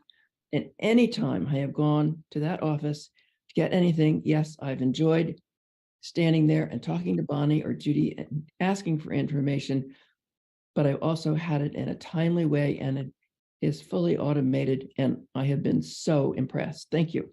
Thank you. Okay, Rachel, you have had your hand up for a while. Rachel Coons. Mary has her hand up and I don't mean to, sorry. we have to have a board members need to be able. Okay. I'm trying hard to see everybody. Okay. Mary, where are you? I don't know where I am, but I'm point of order. I do think that Aaron Lamperti had a very good suggestion. If we're going to get through this, and if we're going to talk about numbers, we're going to have, I think, fewer public comments. I really think that. And the other thing is that this discussion about the lister started with a question that you had for Joyce, and it may have been a question about whether to change a line item. I'm not really sure. I'm not sure that you asked a question that Joyce can answer. And I'm not sure that we have, an answer to that question ourselves. But I think we got a little bogged down in it. So I'd like to go back to some kind of systematic process. Okay. I did ask Joyce what difference it would make in the bottom line, and I don't know if she can answer that question. And then I was going to suggest that if no one else had any concerns that would mean changes in the numbers, Joyce could be allowed to sign off for the night. So I approve of can- allowing Joyce to go. Thank you, Joyce. Well, thank you for approving, but Joyce, did you have anything else? I can plug that number into my workbook and give you a number, but I would advise against that because of the things that have been mentioned already. And I don't feel that that's my place to decide what the town's process will be in setting these. I do know that the GL account numbers are very nondescript in describing a stipend versus a wage. So I think that before a lister, what's listed as a lister wage on the screen that you're looking at right now, if that's a stipend, what is the proper legal methodology for changing a lister stipend? Lister is elected, and we do not have any recourse to do a job description for them with a raise attachment like we would for an employee because they are an elected official. So I don't have the mechanisms in my mind to talk about the legalities behind that. But I do know if you double this, actually triple it, because instead of paying a lister $1,500, because my understanding is this $1,500 is actually for 3 listers, then you are making a huge increase for those wages. Whether that's a valid thing that you want to do, that's your decision. But I think that bears careful consideration for any of the elected officials. What is the process to raise that in the system? And what is the true definition of this type of pay? Is it a stipend? Is it an earned wage? Is it a contracted amount? There's all different legalese that's involved with the types of payments that we pay to folks who do work for the town. Thank you. My understanding is that this would be considered a wage, not a stipend. And so we'll leave it at that for the moment. And I do want to get through this. I do understand people have questions and concerns. So what I'm going to do is ask anybody who has questions to just hang on. Although, Rachel, the fact that you're sort of co-piloting this Zoom, do you have a Zoom question? I do not. Okay. Well, can you hang out till the end? Yeah, I was just gonna echo what Aaron already said about maybe helping us get through it faster. So I'm fine with that. Okay. Mm-hmm. So what I would continue to like to do is to go through this, look at each page. We're on page 3.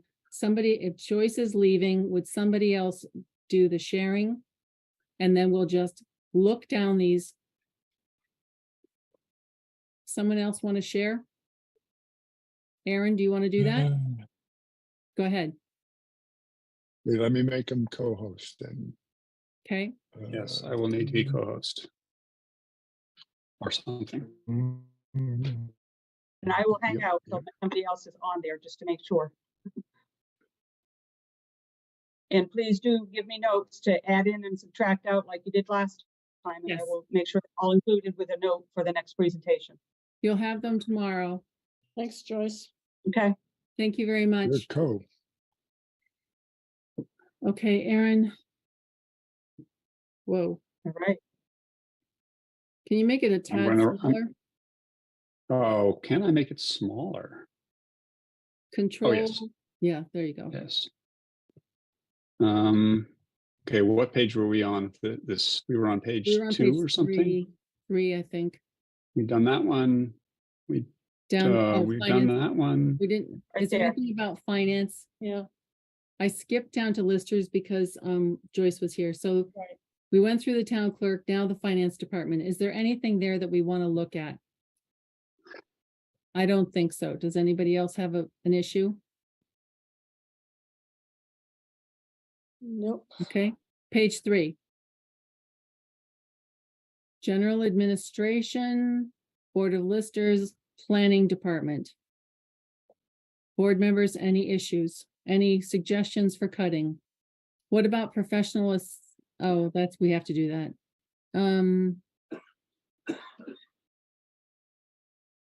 Nothing's jumping out at me.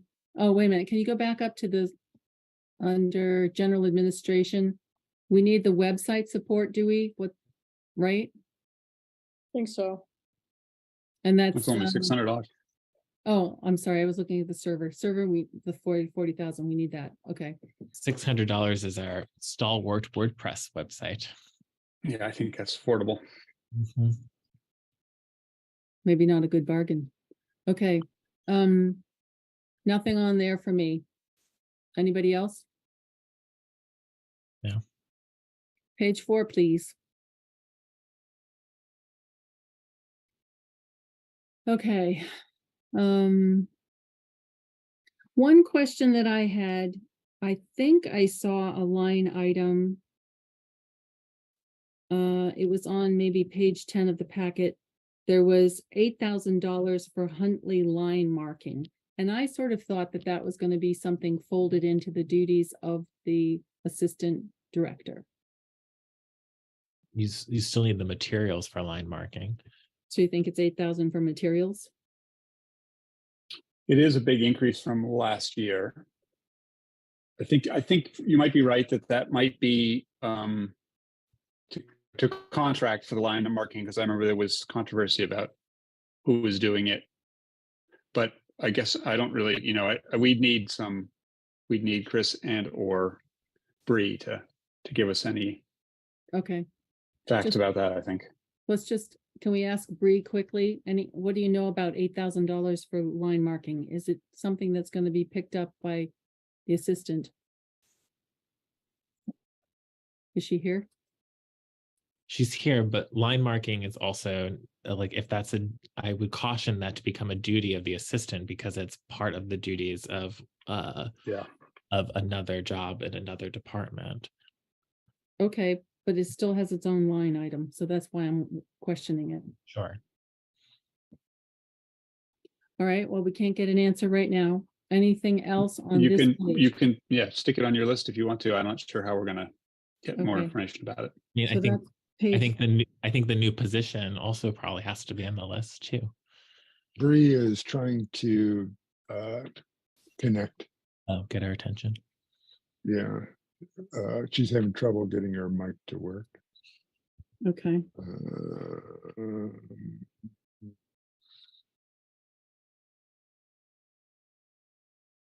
So the new instructor position, can you slide up a little bit, Aaron, so I can see the...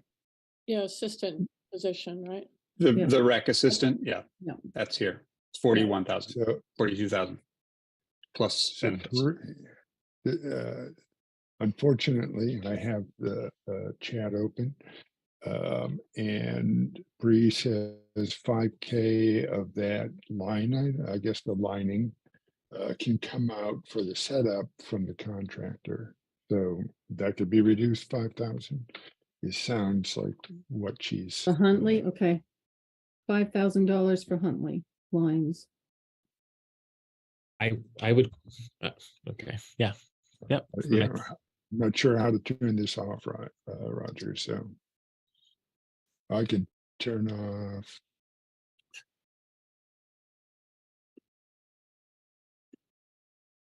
Can we cut the tennis court more?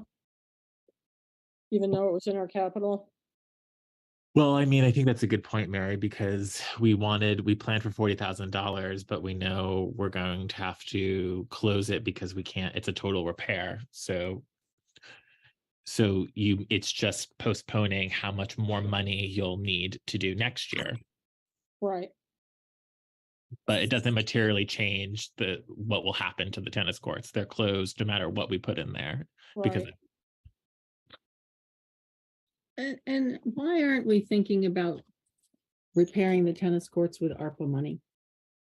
Well, I don't think we should be talking about ARPA right now.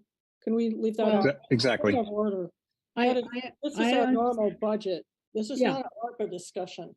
I know, but if in the back of our minds we think that's a possibility, it makes it easier to cut. You could cut it now and then have an ARPA discussion some other time, but we're not here to talk about ARPA. I agree.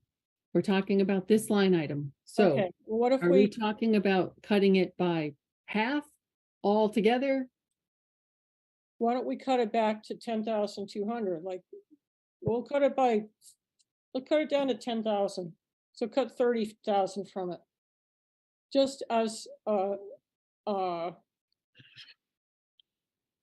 example. Just add it to the list. You just add it to the list. It's on the list. Page 5.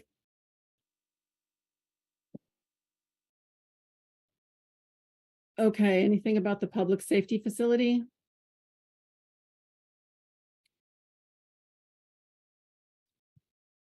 No, it has a generator, so that's good. Right. It's relatively new. Police department. I think the request to add the 12,500 for the part-time officer is reasonable. Anyone else? I agree. Aaron? Well, it's reasonable, but that's the wrong direction for the exercise we're in right now. I would suggest that we need to do something with this line, but maybe in the interest of trying to, get a flatter budget, we should think more about something a little lower. So maybe keep it flat with last year, 3,250, something along those lines.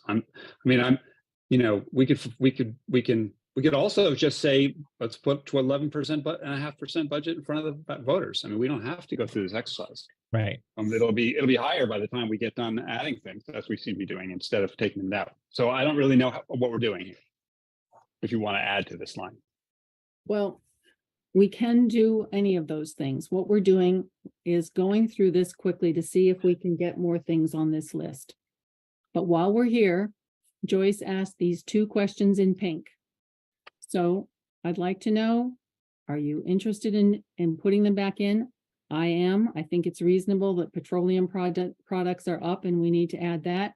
And on the next page, there's uniforms. If we have more officers, they have to have their uniforms cleaned. So I think all of those are reasonable things. I think I will just a couple of things on uniform. I can't believe we're having this conversation. So, Roger, we're having this conversation because it was requested. Please answer those questions. So we're doing it. So no, I meant that more in the spirit of we were on one exercise and now we're sort of diverting another exercise, but it's fine. I will be nimble and I'm sorry. So, assuming, so there's a couple things like uniforms are, I think actually like a bargained item, but like, whatever, like we don't have processes anymore. So, and also the FY23 budget is the same number of officers as FY24. So I don't know what constitutes the justification for the increase, but I don't really want to squabble over $500. So let's just maybe move on. I'm sorry, I'm tired. What did that mean? What did that mean in terms of the officer wage? I was talking, Roger. I talked about the uniforms and okay. So Aaron has his hand up. Aaron? I propose 3,250 for the officer overtime wage or part-time, whatever that's part-time, since that was what was there last year. And that was our process from the start. My recollection was that Joyce said she was going to put that line into the total salary line, but then now it's highlighted again. So So let's make it flat. It's because it was a request after the last meeting. But then did it get put into the officer wage? And I don't think it did, because we talked about a placeholder for the officer wage. So It did not presumably, appear. It did not. that, yeah. So let's put it back to 3250. It looks to me like Joyce didn't add that in, and she did add in the petroleum. Yes, that's true. Correct. Right. So add 3250, and then once we complete this exercise, we can go back, right? So okay. Anything else on the police budget? That's page 5. And petroleum, I doubt the rationale, but I think it's fine. Okay, page 6.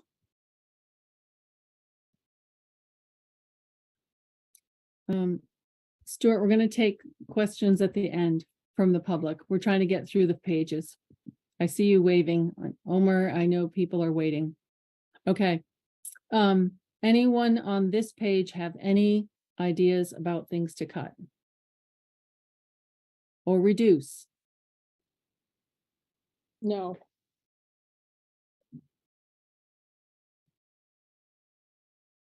Okay, page 7.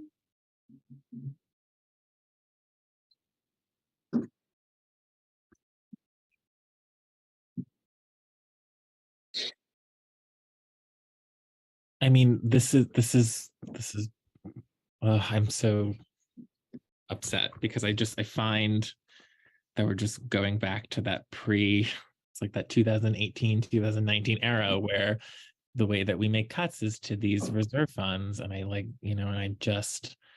went through a whole process last year to like finally do better. And now.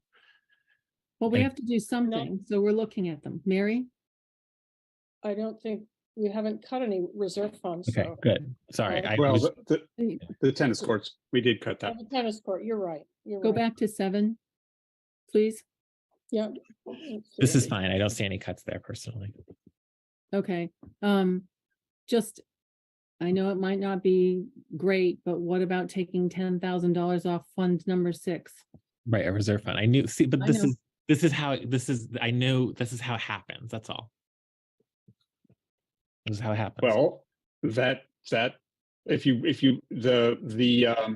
I can just tell you that the apparatus fund for the fire department is already short on the over the next 20 or 30 years. And if we reduce it this year, it will look smaller next year, and that will, short that fund. So that's true of all the reserve funds. Right.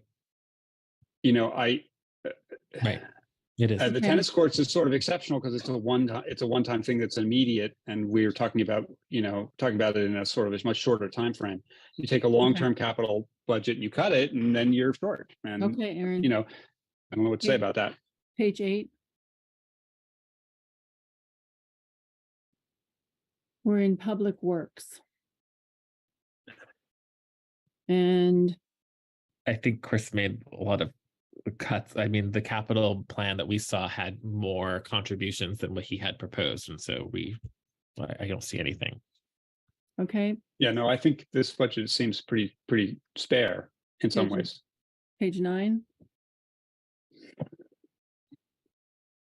Outside repairs, petroleum, we can't do anything about.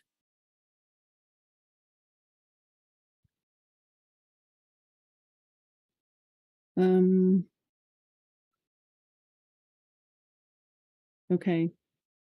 Down again.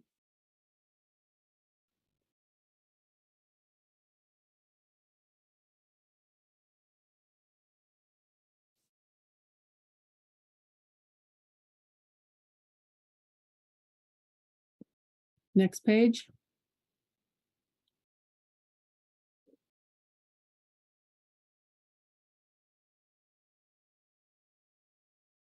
Why is there no electricity line for Tracy Hall? Yeah. Aaron? The bulk of Tracy Hall's electricity is a power purchase agreement, although I don't know if that would be the reason. That's interesting. Oh yeah, I see. You're saying it was 16,000. Now it's I don't know the answer to that. I don't think I don't know if we've noticed that before. Joyce, are you still with us? I think she went home. Okay. So better look at electricity. That's page what? 11. I'm guessing, I'm going to guess it got moved to a different, because of the power purchase. It got moved somewhere else, but Brennan, that's just a guess. Brennan, are you here? Can you speak to this? I am here and I really couldn't speak to it. So Okay. that could be a question we could have Joyce review that and just see where, if it got moved or a omission somehow. Okay, thank you. Yep. Slow down, Aaron. I'm trying to catch up with Sorry. My eyes are going cross-eyed. You're going so fast. Okay, I don't see anything on that page. Okay, so we're down to the. Okay, expenditure budgets. And so you can see what I was pointing out, the public library went up 37,000 and it had a big jump the year before. So I just wonder, do we count that before we've even seen the reason? That's just a lot of money and I love library. Right, but if it. Those are voted separately though. That's true. That's true. Okay. All right. So unfortunately, this does not get us, my list of possibilities doesn't get me close to 200,000. So in fact, I've got, So actually, it is kind of close to 100,000. Go ahead. So my wishes for this budget are actually very simple. It was to tell our public that we added a half-time position in order to have a full-time admin assistant in the town manager's office to assist with administration and HR, and that we are going to do a search for the town manager, and that's an additional cost. We have unknowns with collective bargaining, but the town is committed to that process earnestly. And so while these changes, if there are not reflected in this budget, we've made a budget in anticipation of these possibilities potentially. So what I would say is I would go through this budget and include the town manager search, include that half position, and then everything else that had been added should not be a part of this budget, because the narrative that we're presenting to our voters is that we are making only slight changes in this very difficult year. We haven't had the benefit of a proposed budget even by a town manager, right? That's my position. So, and I think that's the cleanest as well. So you would take and include the town manager search and the rec assistant. I would just add the half-time assistant to the town manager's office for the full-time we've essentially added an admin assistant, but by only adding half a salary, and then a town manager search, which is essentially a salary, and then nothing else. That's my position. Anyone else? Aaron? Well, I'm not sure there is all that much else. I'm not sure how much difference that, I mean, there's $40,000 for a half-time rec assistant. And then I'm not sure there was a lot more left at that point. That's an addition. So that's not going to actually, the tennis court we already talked about, but yeah, okay. But those two together are going to be less than half of the difference we're talking about. But I understand your suggestion about that being consistent. Yeah, you could lower the $50,000 amount, but like that's what we can tell. Like that's what we can afford right now. I mean, I think that Aaron? Yeah, I think the argument about the rec position, if that's essentially the thing that we're cutting out, is it's the only thing that actually has a revenue, potentially has a revenue offset. So it's a little bit of a weak move in terms of trying to minimize a budget. I'm a little bit puzzled, and we didn't get an answer from this from Joyce. I was also noticing this $500,000 or $400,000 difference between revenue and the revenue projection and the expense projection. And so I'm sort of curious to see that resolved. It's not it's not the voted items, that's included. So I'm sort of curious why, because if you look at the other towns, look at 23, revenue 5.3 million. And somewhere here, we're going to have a 23 expense line, right? 23 actual 5.1 million. So they're pretty similar to each other. But in 24, 6 million and almost 6.5 million. So they're different. There's five, so that there seems to be a $500,000 difference between the way that the years are calculated here. And I think we should resolve that, because we have been very studious about keeping this budget pretty flat or in the 7% range, and yet somehow we've come out at 11%. So I'm just wondering if there isn't something going on there. I'd like to see that, but a question answered. So Brennan?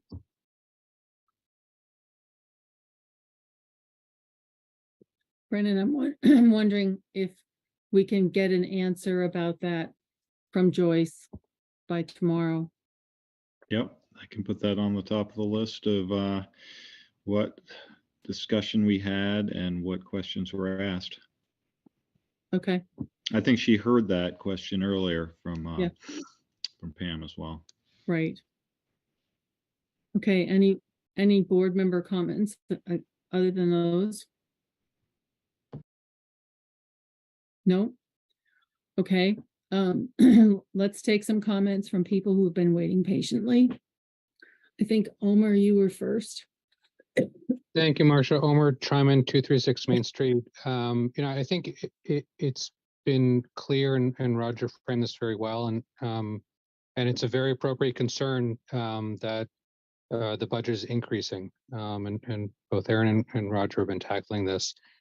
What I'd encourage, because at the same time, you've probably heard repeatedly from members of the public that they are interested in restoring, in particular, our police services, is to just have a separate warrant article that the select board adds that asks the voters, would you like to spend more on the police for the difference between what you today are comfortable spending and what the chief has proposed that people want to support? And that way, if the voters want to spend it or don't want to spend it. That is my comment. Thank you. Thank you. I think that's a reasonable comment. Jan? Yep. Hi, Jan Losbra, 95 Upper Pasture Road. I just wanted to reiterate my previous question and see if we can get an answer to that. On the police wages line item, where that goes up 11% for the officers' wages, and I believe that is for 4 officers previous year and 4 officers this year. Is that number on the wages what Chief Cochran has asked for and saying he needs in a competitive marketplace, or is that some reduced number from that? And I would point out very strongly that the comments about the collective bargaining agreement not allowing us to contemplate higher wages right now are a smokescreen and not true. You can have corrections to that agreement right now that allow higher wages. Thank you. Anyone want to respond to that? Can the chief answer it? Chief, are you here? Excuse me. Yeah, sorry, I'm here. My camera's not working well, Madam Chair. The line item that Joyce had in there would not be enough to cover what I've asked for. Thank you. Okay. Stuart? Aaron has his hand up. Oh, sorry. Board member comments. I'm going through these lists, these pictures, and it's hard. I know. Aaron. I think that the question is not framed exactly correctly. The chief is trying to hire right now on the 23 collective bargaining contract. He can hire within the 23 fiscal year budget, and within that contract. Now then, what we're working on now is the 24 fiscal year that doesn't start till July. And the collective bargaining agreement now is about the 24 fiscal year and the pay scale and whatnot for 24. What we've put in the 24 budget, which is not what we're hiring under today, is our placeholder amounts based on a higher pay scale than we had previously, as I understand it, but still a starting pay scale that we're only using as placeholders because because collective bargaining isn't concluded, and because we don't actually have numbers for the 24 collective bargaining agreement to put in that budget. We have already said and committed, this board has, to using our unfunded or what is it called? Unanticipated expense budget. Yes, unanticipated expense designated fund, or what if I think it's a reserve fund, as a way to make up the difference if necessary, should Chief Cochran hire at a higher rate than we've put in the budget for 24, because we don't have those numbers in hand. We've said this many times, and it is not a smokescreen. It has not got anything the 24 budget doesn't have much to do with hiring right now. And because you're hiring under the 23 union collective bargaining agreement. I hope I've said that right, and I hope that's clear. Finally, I will just add is there may be other mechanisms subject to management. There may be other mechanisms in order to ensure that hiring can remain competitive in FY23. I don't think we're in a position to speak to them right now because we're trying to discuss the FY24 budget. But I think this board has reiterated how, I'll just keep repeating that. We are committed to do that. There are other mechanisms for it potentially. Right now we're talking about FY24 and that's what we're doing. So I don't really know what else to say. I really don't. Amy Stringer.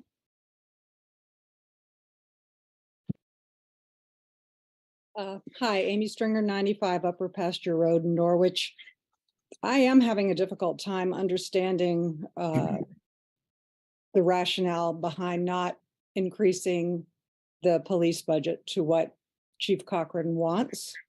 And I just want to make a couple statements based on what I have learned speaking to people in that department.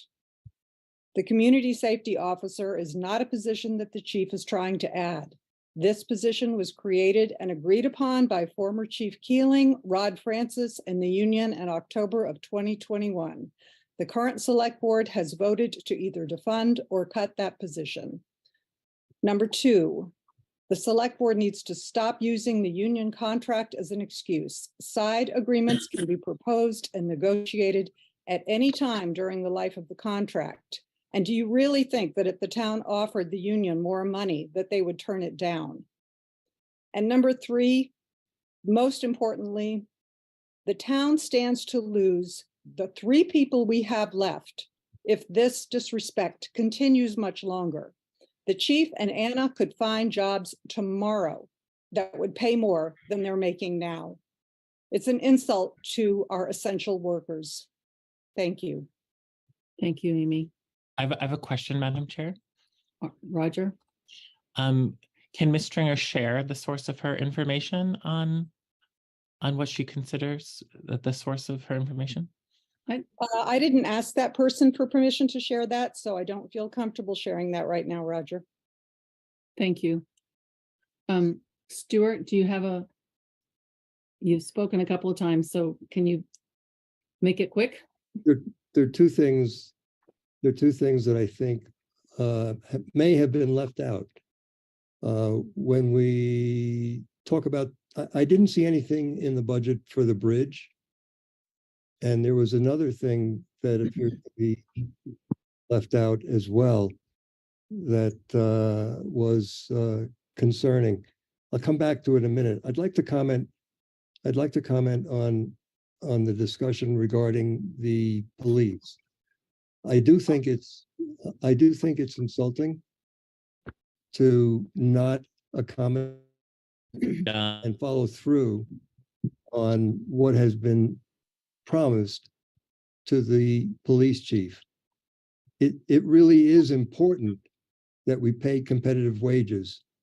And the notion that we should wait for a union negotiation or that we should put it on hold for some other reason is simply, it's spurious.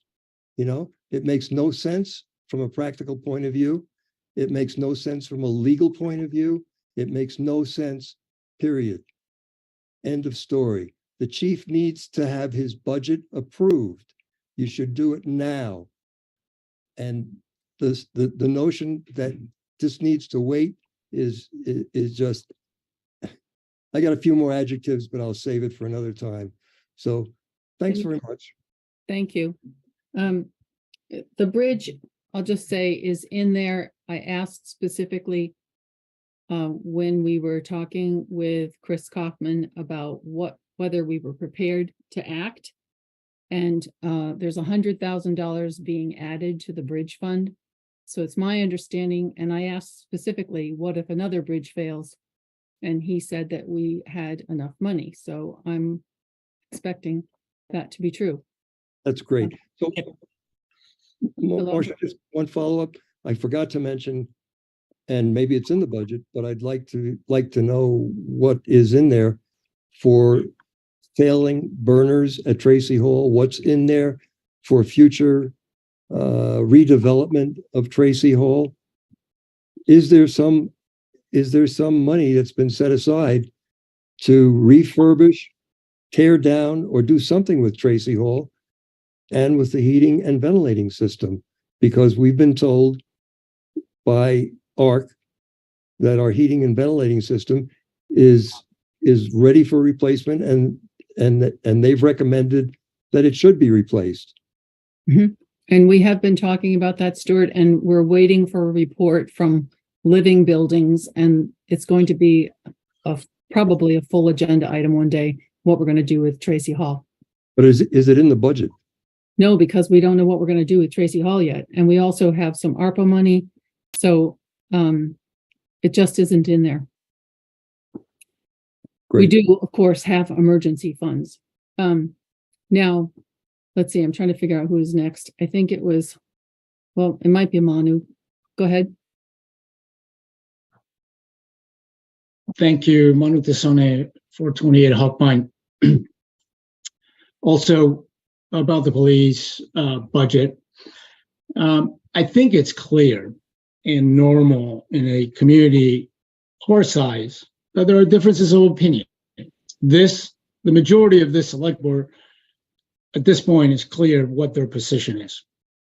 And when it comes to the police, what is clear also is that the chief literally 15 minutes ago said, you're not giving him what he needs.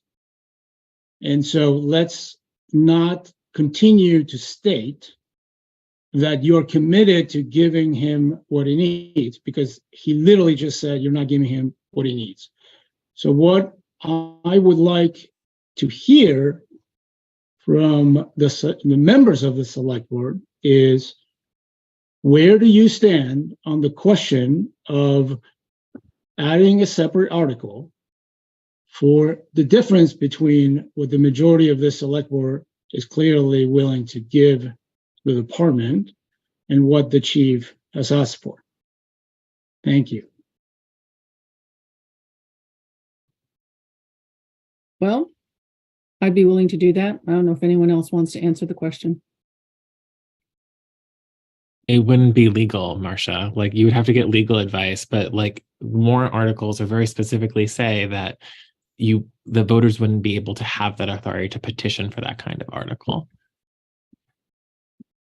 You could say that it's advisory only, but then that would create confusion and hurt feelings, to say the least. Can you explain why, please? It's the law.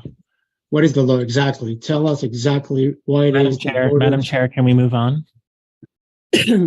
Manu, and we'll try to find out what the citation is. All right, Cheryl Lindbergh. Thank you, Cheryl Lindbergh, 8 Carpenter Street, but I'm speaking as Lister. I would like to respond to the comments that were made earlier by Rob and Mary Layton, and overall say that, you know, you're defunding the Lister's office and using those funds to increase budgets in other departments by personnel dollars, and it's just wrong. As an elected official, we don't do a performance review, and neither do any of you. You're all elected or re-elected based on your positions you take and the votes that you get. But I will say that over the years that I have been a lister, we have prepared a grand list annually in time for the select board to use it to issue tax bills to the residents or the property owners of Norwich. And that's our evaluation. That's what we do. And the number of grievances that we handle and how many of those grievances move on to a BCA appeal, those are our performance reviews. And in the last few years, we've done better and better at that. Because as you're all members of the Board of Civil Authority, you've not seen a massive amount of problems coming your way in the BCA appeal arena. And in fact, you've supported the listers in the last 2 appeals that occurred. So I don't know how you sit here at this meeting and talk about us being evaluated as elected officials, because that's not what happened. What it is that we provide another level of separation of duties for this town to benefit from, which is why the town clerk should continue to be elected, and the treasurer. And you should have a series of elected officials for these members of our town to go to for information and communication, because we do communicate with people. And I know that Charlotte and others, Louise Taylor and many, have come to us and we've helped them through a lot of issues with their legal matters. And we do our best, but we have not ever not been there for the people of Norwich. And it's really insulting to hear Rob Geer say to me, well, how do we know about your accountability? Well, the accountability is in what we get done, and we've done it year after year and on time and with very little issues at any of this. So again, and I asked earlier, what is it about us? Mary, you spoke at the July 27th select board meeting and said you couldn't appoint Pam Smith because we need her as a lister. We need her to stay on. We've got a reappraisal coming. I went back and listened to that meeting, and those were your words. So it's obviously very frustrating to see you defund our department when we need administrative support. And since we have money, probably the best thing to do is to go out and hire anybody to fill this position. Thank you, Cheryl. I still would like to hear what it is from each of you that makes it such that defunding our department is an important step in this budget process. I'm not sure. I've already spoken about how I feel about it. I'm not sure if Roger wants to say something. Go ahead. If you would like an assistant in that office, and you would like them to have a wage, we can add it in the budget. You asked Joyce to remove it, so she did so. We never did that. You are incorrect, Roger. Okay. Thank you. That is not a true statement. We never submitted that as a budget request. And for us not to be believed, we have the email that we submitted the budget with and asked for what we asked for, which was no increase, but merely a reallocation of wages. I don't know how we don't get believed and trusted in what we communicate. I can't, it's beyond me. This is just such a wrong direction for us to not be able to work together. I understand. I understand. And I think we are going to have a conversation about that. And maybe that's going to happen sooner rather than later because the board members are interested and I know you're interested. Yeah. Okay. Now, can we just get through some of these quickly? Ernie's been waiting for a while. I really do need to ask people to sort of be as concise as you can. Ernie Ciccatelli. Okay, he must have stepped away. Marissa Lorenzo. Hi. Hi. I just wanted to, I'm You Marissa state- Lorenzo, 17 Bragg Hill, a member of the Rec Council, and just wanted to voice my support for the Rec Assistant position. I think the work that the Rec Department does really brings the community together, and I just wanted to share that. Thank you. Thank you, Marissa. Ernie, I'll give you one more chance. Okay, can you hear me? Yes. Okay, Ernie Ciccatelli, 49 Tiger Town Road. I'm glad that I got a chance to talk last, actually, because I have to say, first of all, I completely agree. Quickly, I'm going to say I quickly agree with Cheryl. I completely agree that we also are trying to pull this town together and sort of restore a police force that's been decimated. So I agree with Manu. I just want to say that one thing I find puzzling is what I'm going to call an extravagance, so I can move quickly along. I can't, that's not completely the right word, of adding a position in the rec department when the rec department is nowhere near as critical to the success and of this town as, for instance, the police department or the listers department, listers offices. So I think that that's an extravagance. I think that if we had to, I think the entire rec department could be removed for a year until the town finally sort of kind of gets back on its feet and pulls itself together. I'm done. Thank you. Pam Smith. Thank you, Marcia. Pam Smith, Lister. I have to say that I echo everything that Cheryl said, and the words and the request of the listers has been totally misinterpreted. And what we have been asking for over and over and over again is that there be a line item created similar to the planning department, similar to the town manager's office, where I see that you buried an assistant town manager in administrative assistant. So you have two positions in one line item. What we're asking for is something very similar, that you create a lister department wages and that the listers would do the administrative work until we are at a point where we can hire someone who is qualified to be our assistant. And we would turn in timesheets and we would ask the select board to set an hourly wage for us. We would not do that for ourselves. We would ask you to look at the grade and step chart and give us something similar to the other elected office in town, the town clerk, which I believe is grade 18. I thought it was 16. Turns out it's 18 according to Joyce's chart.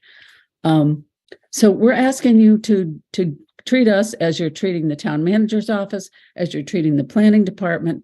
Give us a lister off department wage line item and allow the listers, elected officials, who have shown that they can manage their budget. We've never gone over our budget. In fact, we're usually way under, and allow us the flexibility to run our department as we see fit. Thank you. Thanks, Pam. I think the problem is, as I understand it, that although you're an elected official, you have a wage rather than a stipend.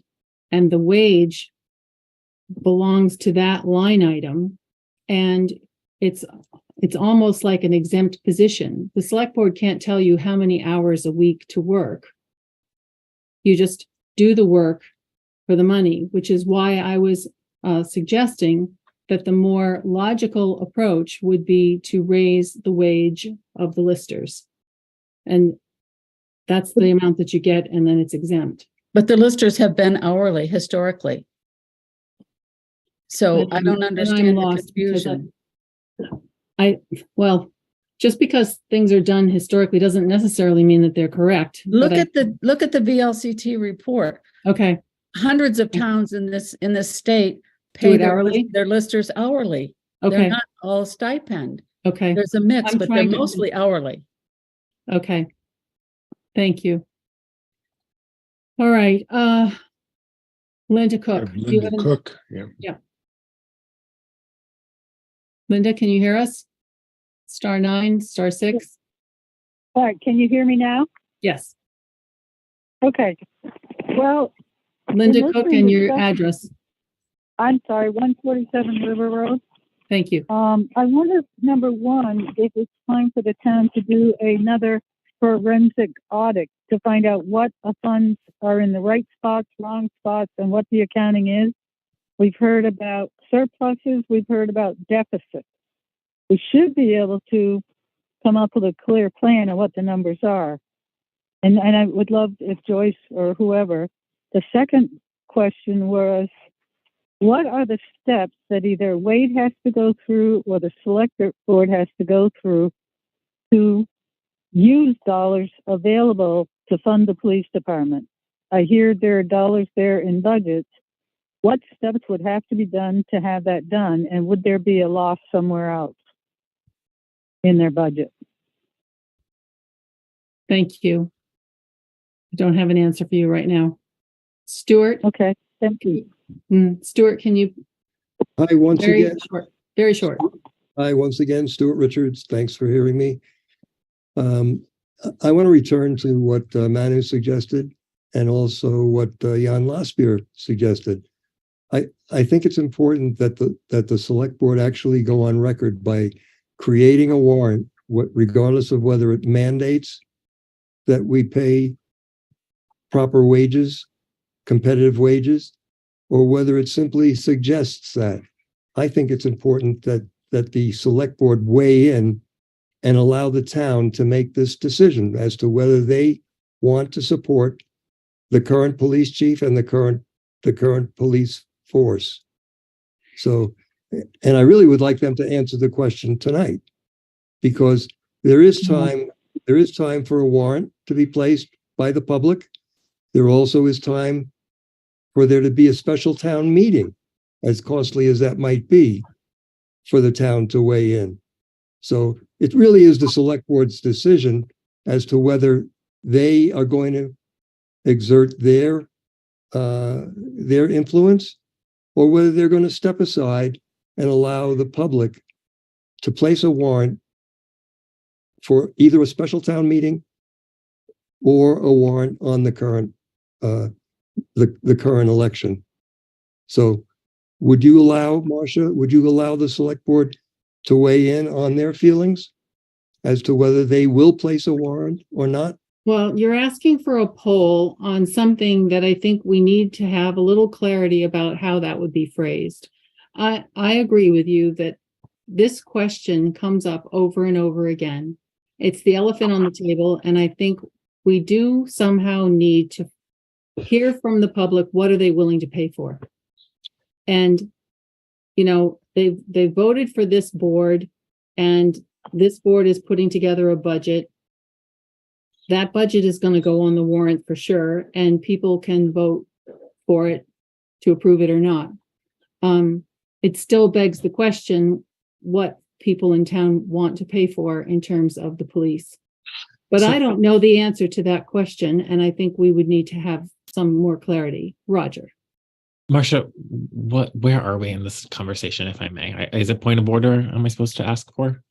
You may ask for a point of order. We are at the point, as far as I'm concerned, where we need to say, are we ready to vote for this budget? And it doesn't sound to me from our discussions as that we are, because we have waffled from thinking about trying to find $2,000 to cut to a suggestion to just wipe out all of the new additions and include only the the town manager search and the town manager's office items, and I'm not sure where the board feels. So I'm willing to take a motion if anyone wants to make a motion, or we can also say we will ask Brennan to meet with Joyce tomorrow and get specifics on whatever remaining questions we have, and then maybe hold a special meeting if we have to and vote, or wait until the 11th.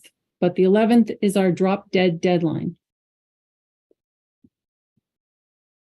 So what's the pleasure of the board? I don't know where we last left off in our discussion before with a series of public comments, I guess is what I was asking. I don't know if you do either. I'm sorry if I'm putting you on the spot with that. No, you're not. I took a list of possible things to cut. Okay. And then people said, well, you suggested that we actually just go with the town manager's office additions, and that's it. And then we also talked about adding $32.50 for the police for part-time coverage. And on page 11, something about fiscal year 24. And I forgot. Can you go back to page 11, Erin, so I can see what that is? What were we talking about for fiscal year 24 on page 11? A missing electricity line? Yeah, electricity. So we have some things I think that we need answers to before we vote a budget. Do we agree on that point?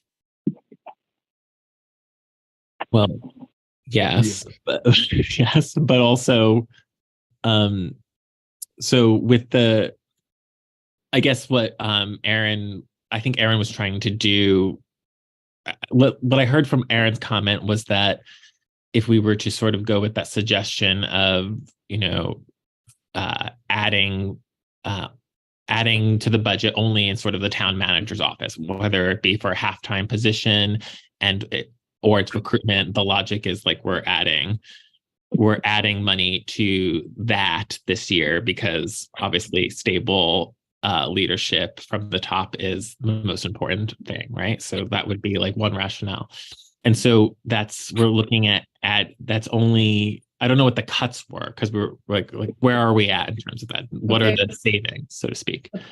The possible cuts were $31,000 for the contracted services on page 1. Right. $50,000 for the town manager's recruitment. We sort of waffled and didn't come up with anything on the town clerk. $41,714 for the rec assistant. $5,000 for the Huntley liner. That's a definite. $10,000 for the tennis courts. Anybody? Aaron, did you add that up? I didn't add it up, but I will point out that if we cut the rec position, we also have to cut the additional rec revenue. So that will come out as a wash, close to a wash. Right. So it won't have much effect on likely the bottom line of the budget. And then remember that we also said, let me just say Rob this. has his hand up. I know. Yeah. Rob, I was just going to say, we had also forgotten the $36,000 for the regional energy coordinator. So that's up. Rob. The $5,000 savings that Bree suggested, maybe they weren't noted.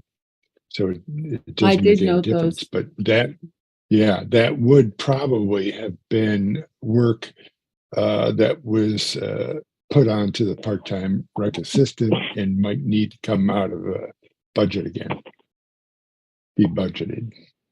So the total amount that I wrote down was $137,714, but then you have to add in the $36,000 for the regional energy, whatever electricity is that was forgotten, and if it was forgotten, and $3,200 for the police, which takes us to a savings of only $98,464. Right. So that's, yes, Aaron. And my feeling at this point about this budget is that we haven't added a lot to it. And so I think there's not a lot here to cut unless we actually start actually cutting and individual departments' requests as opposed to the extra things that we talked about all along. So I think our options probably are to do some sort of across the board 6% accepting salaries or something along those lines, which we could talk about, or to just pass this budget on to the voters who we have not been hearing from the don't spend voters very much. We've only been hearing from the spend more voters.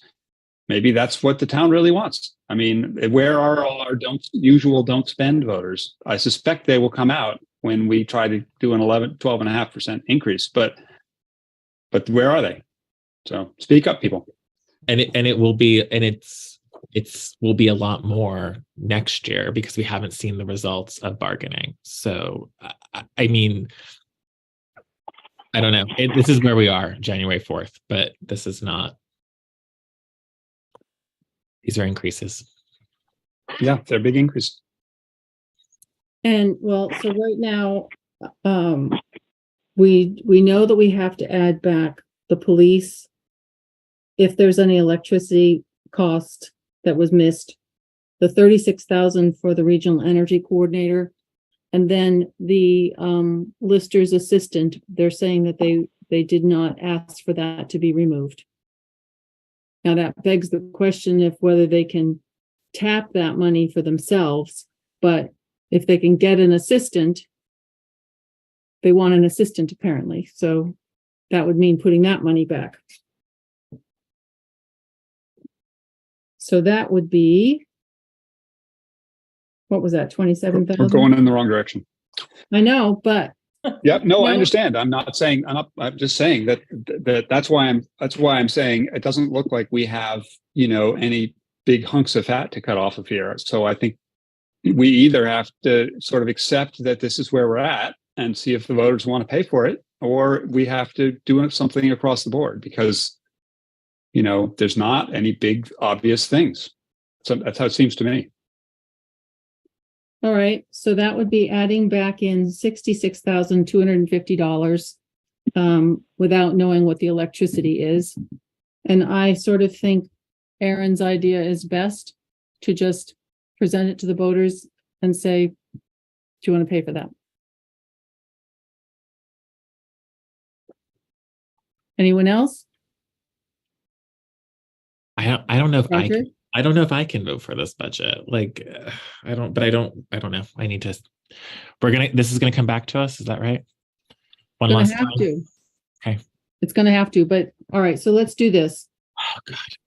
Let's give a direction to our town manager and Joyce. What do we want them to tell us? And when do we want to meet again? Aaron? I think the only thing we need a low cost, a low budget option. And I think the only low budget option that I can think of is something like, 5 or 6 or something % off of all non-salary items or something along those lines. So we could ask Joyce to just run a column that says, if you're not salary, cut 6% off and then give us a tax rate from that.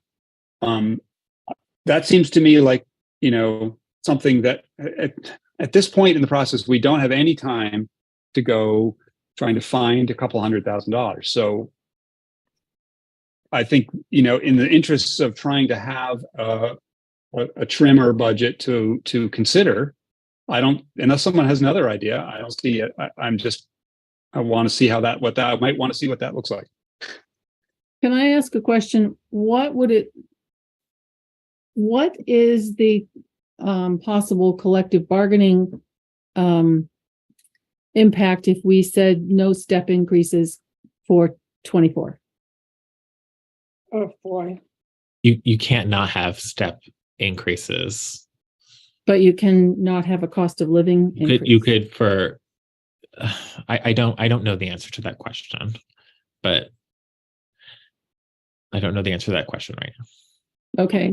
So can you get answers to those questions? And we can ask Joyce, what do you want to pick for a number? All salaries at, Well, I'd say leave salaries alone and Salaries cut out of everything it. else. Right. And try to and cut it to that's $3 million. It's everything but salaries. And if you cut 6%, that's $200,000. So cut roughly. 6% of the rest of the budget, not salaries. Yeah, that's what I'm suggesting. That's my thought. You take 0.2 from every item. Well, but remember, how is that going to hurt us when we're talking about fixed costs that have gone up for things like petrol and sand? We have less. Well, the other option is to pass the budget the way it is, right? And we don't. Okay. Those are our options. Unless somebody has another idea. Oh God. Mary, Rob, what do you think?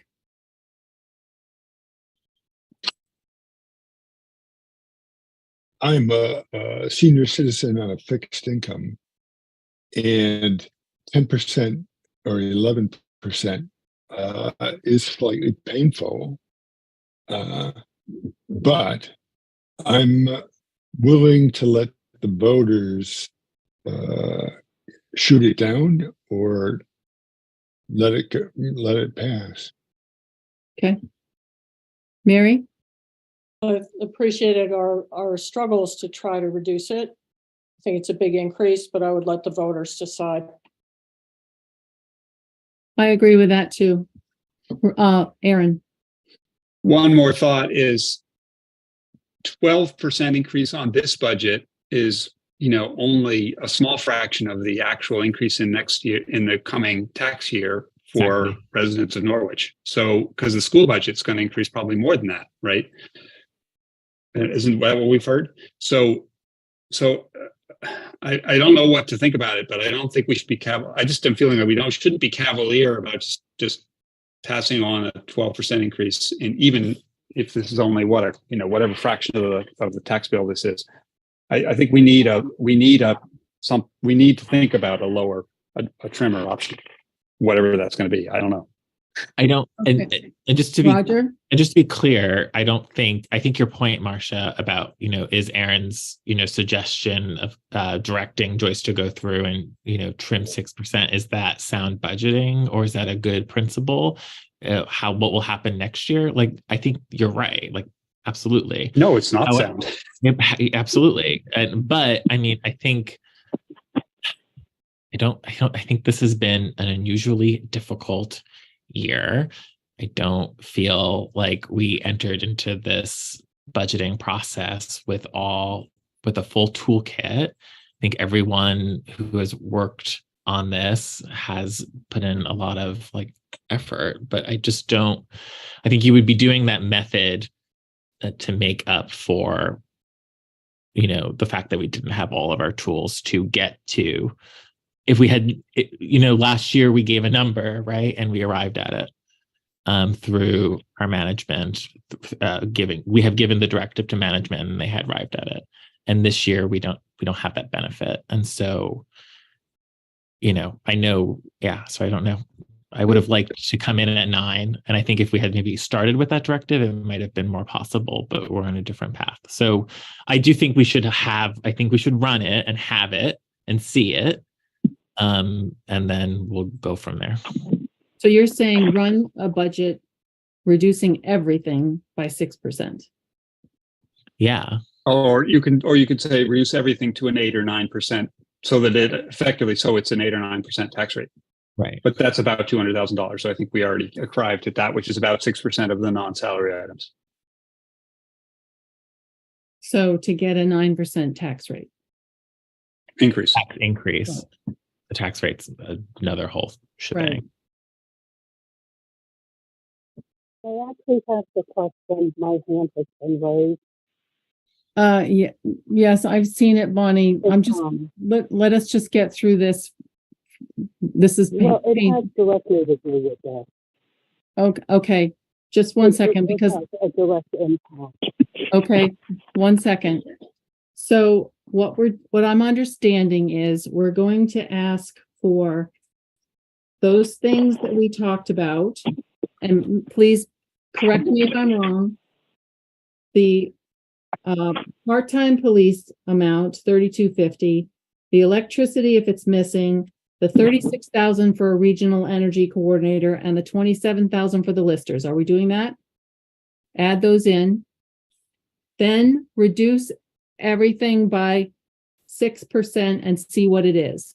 We'll have two numbers then, a budget as is and a budget reduced by 6%. And at that point on January 11th, we decide which one we want.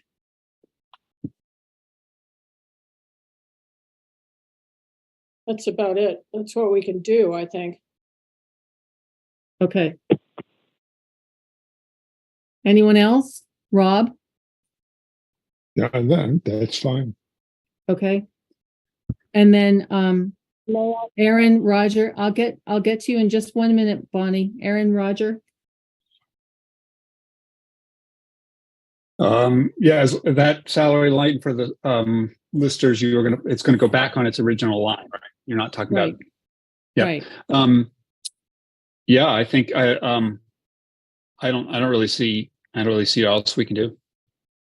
Roger? The other question is that one about the discrepancy between the I know we got asked twice, it got mentioned twice, but the discrepancy between the expenses and the revenue. Yeah. Maybe And that's going to be our save with a bell, but I doubt it. the other problem that we're facing is we don't have an audit. And so we don't really know a lot of things, I think. And we're not going to have it in time to make a decision on January 11th. So, all right, Bonnie. Before you vote on this, not one of you has taken into consideration up until the past town manager, when there have been issues like this, the manager has gone to the department and asked the departments to try to make cuts. I would think if you asked the department heads where they could make conceivable cuts to their budget, you wouldn't be wrestling as hard. There are two budgets that come to my mind right now that have always been their budgets, and that would be my office and the lister's office. We don't have much to trim from those, as there's almost as trim as they can get. But some of the larger budgets might be able to scale back. And even if they can scale back 2 to 3%, at least you're showing the involvement with the department and not these unilateral decisions and using a temporary person to make your decisions. Good point, Bonnie.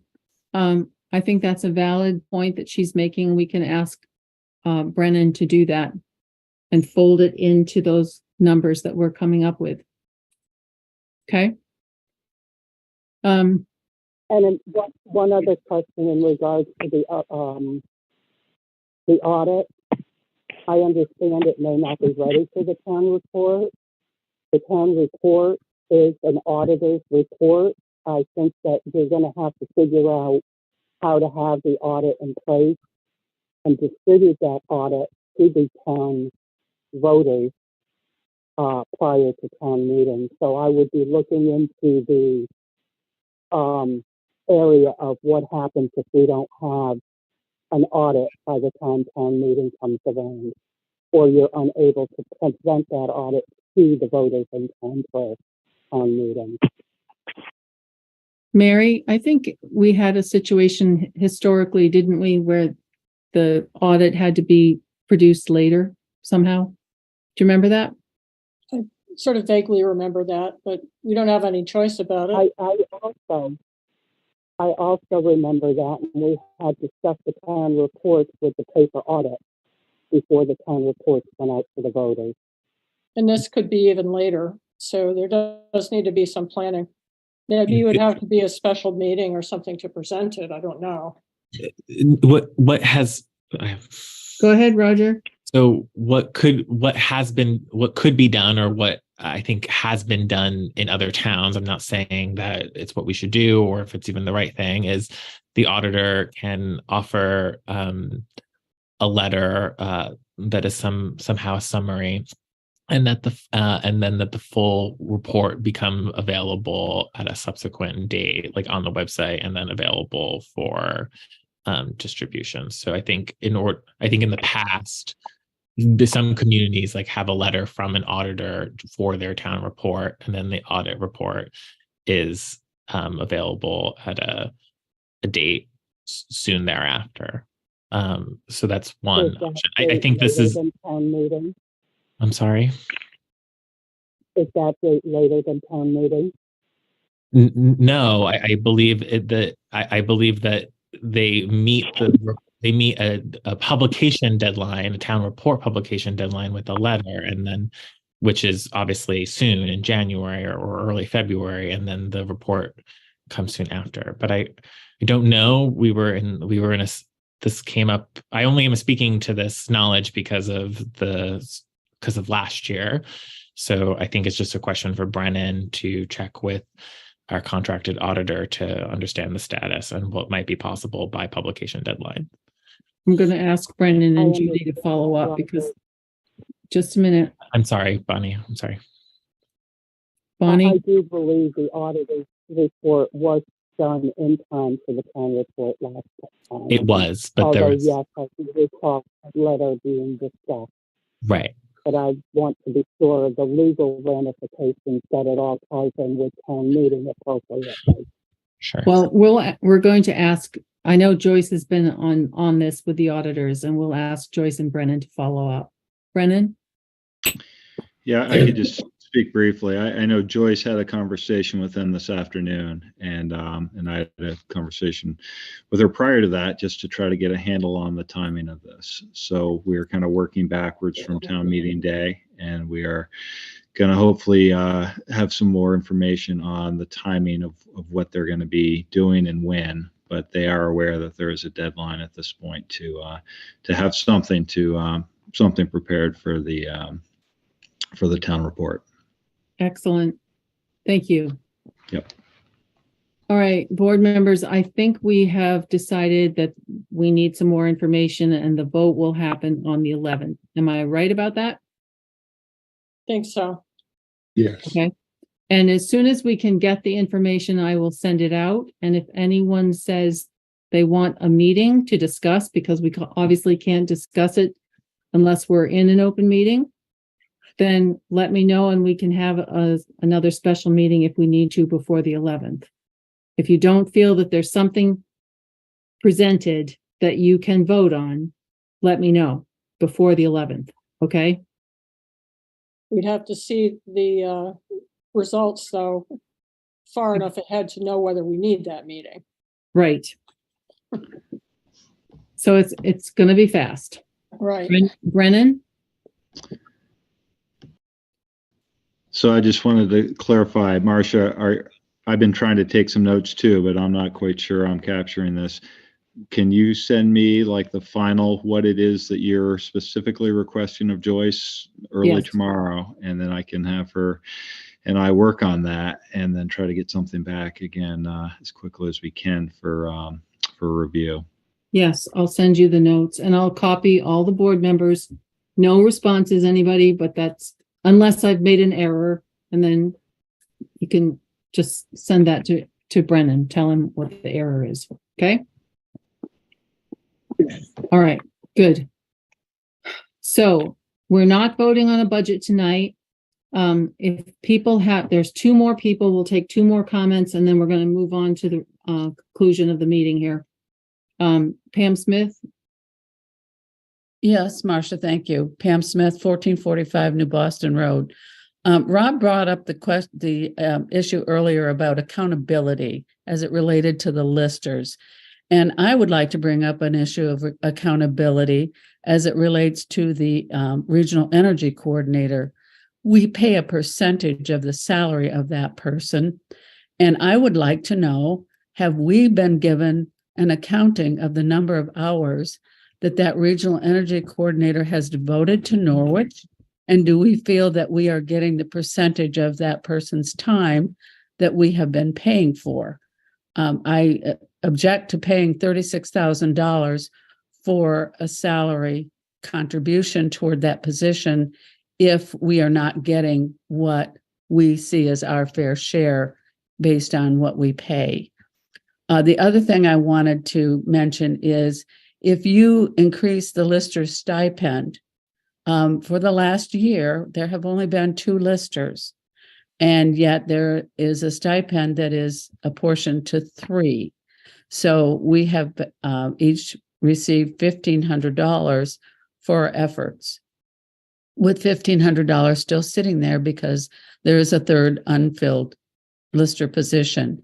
So if you add any money to the lister stipend and you say this is to be divided among 3 people, when 2 people are doing the work of 3 people, I think that would be an unfair situation. And I would ask that you not do it as a stipend, but that you do it as wages, and that we would turn in timesheets and be accountable for our time. Thank you. Thank you. Judy P., can you identify yourself? Judy Powell, President, NEPBA, Local 404. In response to the question about what would happen if you failed to pay the union members their cost of living and step raises, if that were to happen, the town would be in violation of the contract. The union would likely file an unfair labor practice, which the town would most likely lose. I don't believe, however, you're under any obligation to pay non-union members a COLA and or step raise, but I don't know about that for sure. Thank you, Judy. Yes, we're not doing that.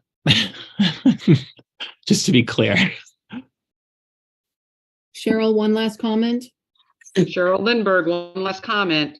I just want to mention the $15,000 of revenue from the state of Vermont each year under Act 60 that they give to the town for reappraisal purposes. And I don't want to lose sight of that on the revenue side because it's meant to go into the reappraisal fund. And I don't know whether the board wants the budget to reflect an additional $15,000 in the reappraisal line item for those funds, or if it's clear when we again made our budget request that we had asked for the 30,000 and then the or 35, and then the 15,000 would be going into the reappraisal fund. I just don't want to lose sight of that in the next budget process. So I wanted to bring that up. So Cheryl, I don't see anything like that on page 3 under the Board of Listers. Would that be somewhere else? It was originally part of what we brought forth to give in as our budget request. It was that amount of 35, but it was also to be making sure that this 15,000 and change from the state of Vermont that comes in as revenue got allocated over as well. So again, I just want to make sure that it's understood that the 35 is not inclusive of the 15 to the select board. The 35 for the professional service assessor services? No, whatever we had on our designated reappraisal fund line item. 35, yeah. Okay, so that 35 isn't inclusive of the 15 that the state sends each year for reappraisal services, and it's clearly mentioned as that when the money comes in. So I'll ask Joyce where that went. Okay, that'd be great. Okay. Thank you. All right. So we've done what we can do on this for the evening. Item 6. I wanted to bring this up. It's related to our interim town manager's work with departments who are subject to collective bargaining agreements. To the extent that prior town managers were included in those discussions, would the board entertain a motion to appoint the interim town manager to participate in that process in some way so that he can become educated at the knee, so to speak? Roger. So I think we really just need to, I think the committee is composed. We need to go we need to move as expediently as possible through the process. I do think we do need to have a discussion, and I don't know if it's appropriate in this agenda item to make plain how the interim town manager can work with our department head in order to make a recommendation to this board. It's very clear that wages are subject to a different process. But as I said, if there's other things that are needed in terms of recruitment, because we are committed to staffing at the 3 officers plus chief level, then we need to hear it through the manager that we have. So to the extent that a subsequent discussion in the future needs to clarify bright lines or guidance on how we would like our manager to interact with that department head on things like recruitment and retention, then that's fine and we can do it. But I think that's a separate conversation. I think we've been trying to distinguish that we're having an FY24 budget discussion, but we understand that we have FY23 and immediate needs, and our manager needs to just be, empowered to work with the chief and put forth a recommendation to us through appropriate mechanisms. Okay. And I don't really want to have that discussion through this agenda item. I don't think we need to take action on this agenda item. And now I'm done. Okay. So I do think it's important that we have guidance for our interim town manager, because it's not just a department, but it's departments. So we need to start that process, and I think sooner rather than later. So to the extent that those things do not involve discussions that are specific to contracts, then I think we can do that as part of agenda items that we schedule, and also get feedback and questions from the town manager, because the idea is that he be successful and that we don't have, we're not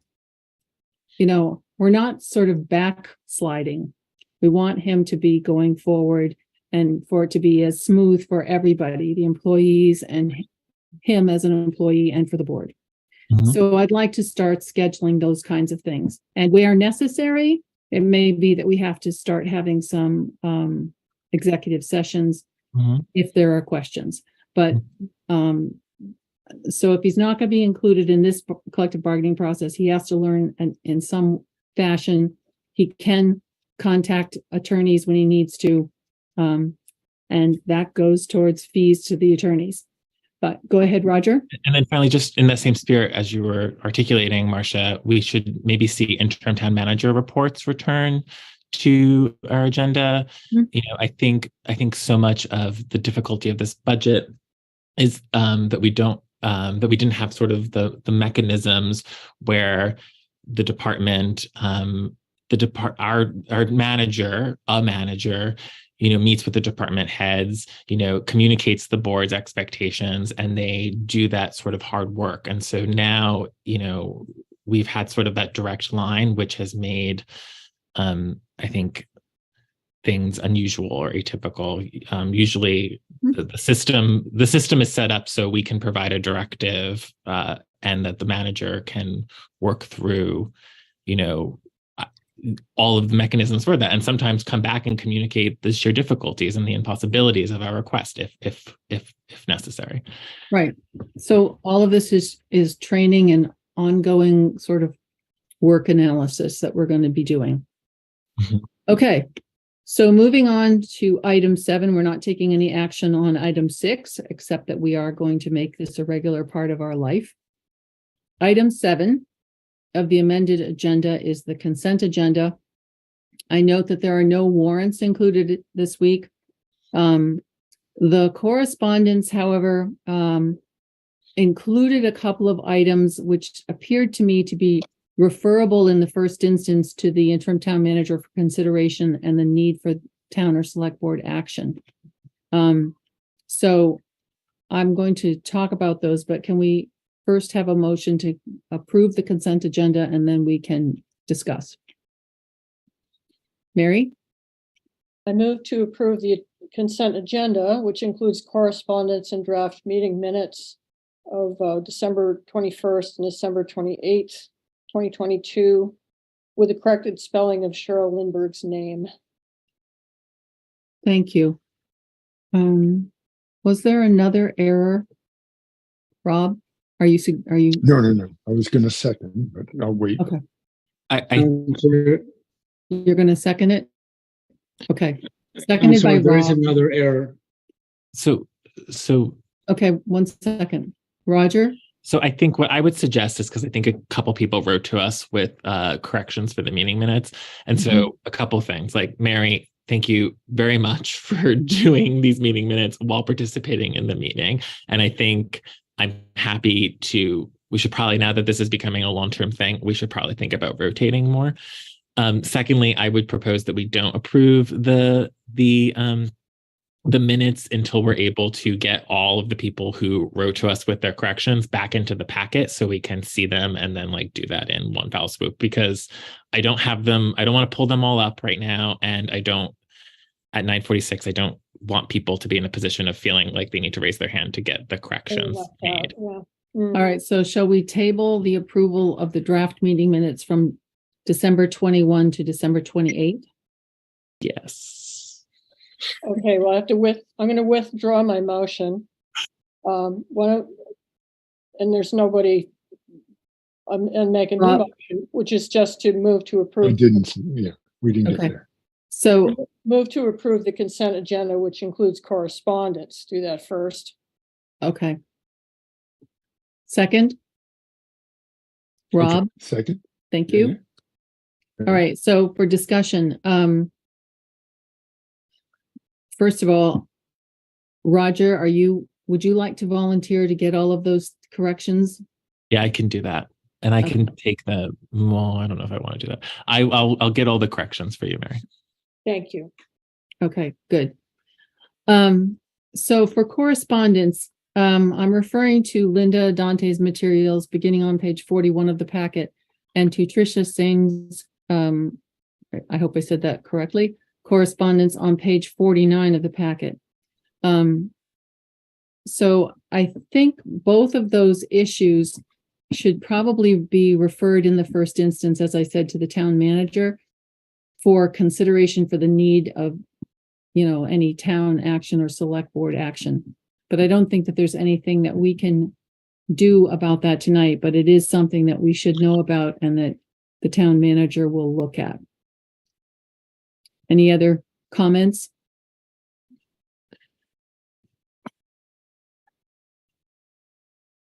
Yeah.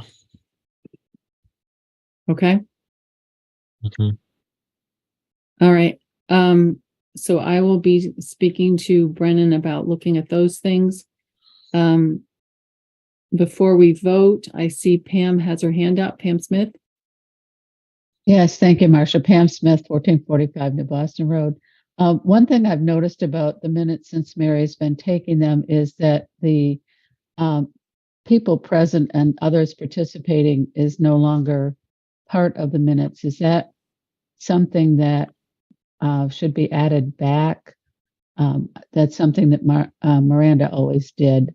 And I think for posterity, it would be good to at least include the select board members who are present at these meetings. That's easily enough done. The select board members. Clarify this. So to include which the select board members who are the select board members who are present at the meeting. Okay. And Miranda usually also put in others participating, anyone who spoke, she would list their names. That's not as important, I think, for posterity as much as who are the select board members who are actually conducting this meeting and making these decisions. Okay, thank you for the suggestion. And Mary has been putting in the bolded names of the people who are speaking, which is very helpful. I've tried to include everyone who spoke. I may not get everything they said, because they do talk a lot.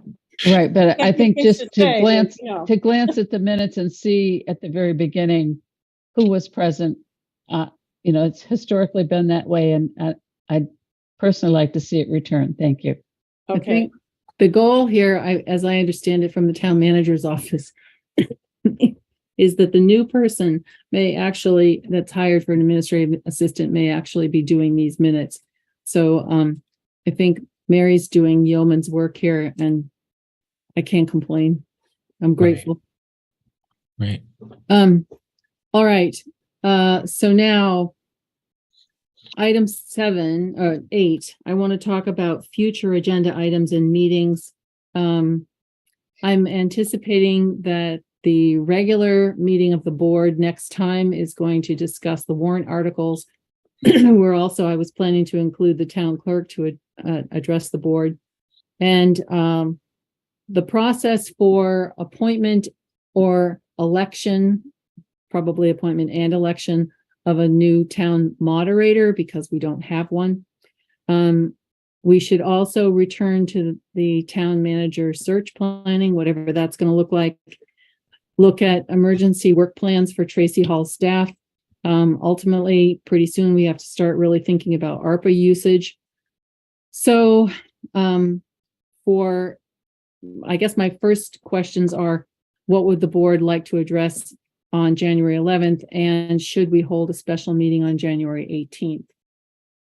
So first question, January 11th. I've got warrant articles, town clerk, town moderator, town manager search plan, emergency work plan for Tracy Hall, ARPA fund usage. Probably that one's going to miss, but thoughts?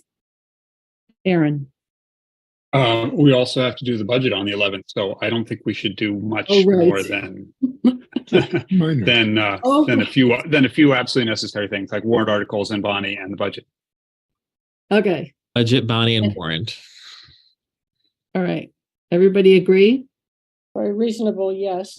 Okay. Yes. And of course, something will walk in the door at the town manager's office, and it'll get on there too, but that's what we will plan for, those 3 things. And I think we will have to add meetings in January. We're just going to have to keep chugging along, I think. I rather think so too. So right now we'll plan for the 18th. And which is our hybrid switchover one. Right. And I spoke with Brennan about starting to investigate a space for hybrid meeting, because I think probably the public safety building is the best location for that. So Brennan, do you have anything to report? You don't have to, but if you do, I'd love to hear from you. So my understanding was the 18th, if there was a meeting, would not trigger that that remote only, because it was the 19th, but I could have that date wrong. So I was looking at the 24th, I think would be the regularly scheduled meeting that we would have in person. And I did have a conversation with Judy Powell, who has, I guess, the scheduling duties for the public safety building, about using that space for not only that meeting, but kind of going forward on a regular basis. And she was going to check in with the police chief and get back to me. Great. Thank you very much. Yep. Good to know we have an extra day to work this out. Okay.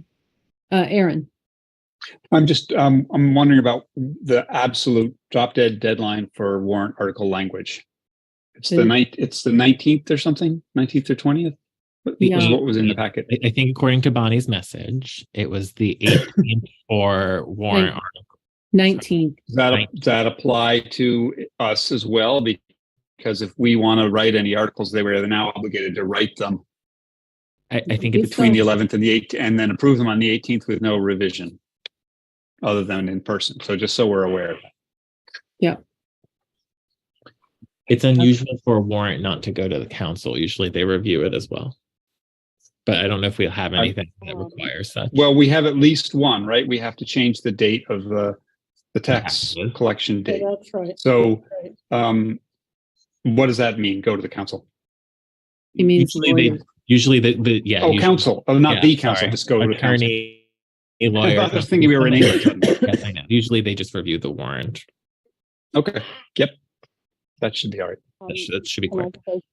Okay. Would that be for the Can I 18th? say something? That'll be for the Bonnie 18th. needs to speak. Bonnie, are you talking to us? I'm trying to. Go ahead, The Bonnie. select board doesn't need to, the select board doesn't need to get a petition like the townspeople do.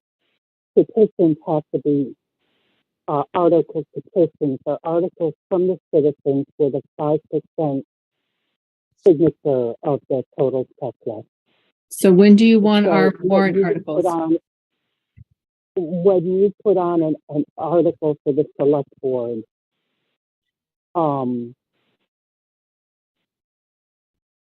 it's by the select board, not by petition. But what's the deadline? And the article petitions are due in January 19th, and after that, then you'll get the wording.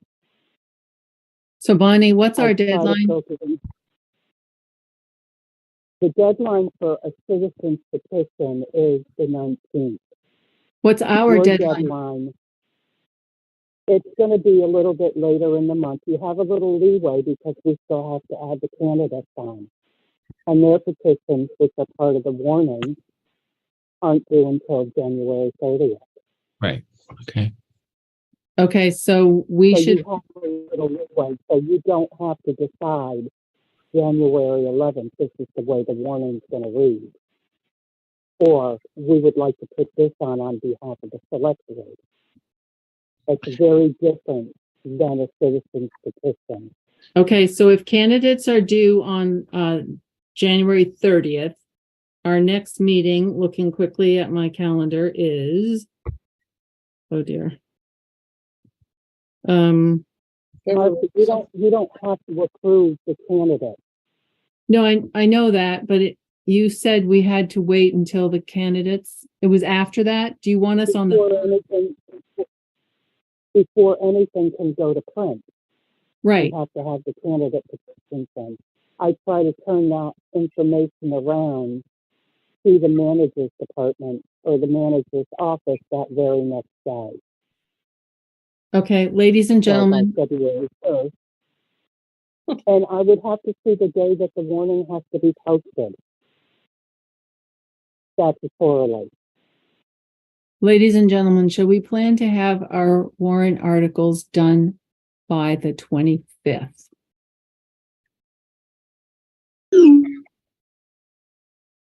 That sounds appropriate to me. The budget and Bonnie next meeting. Okay.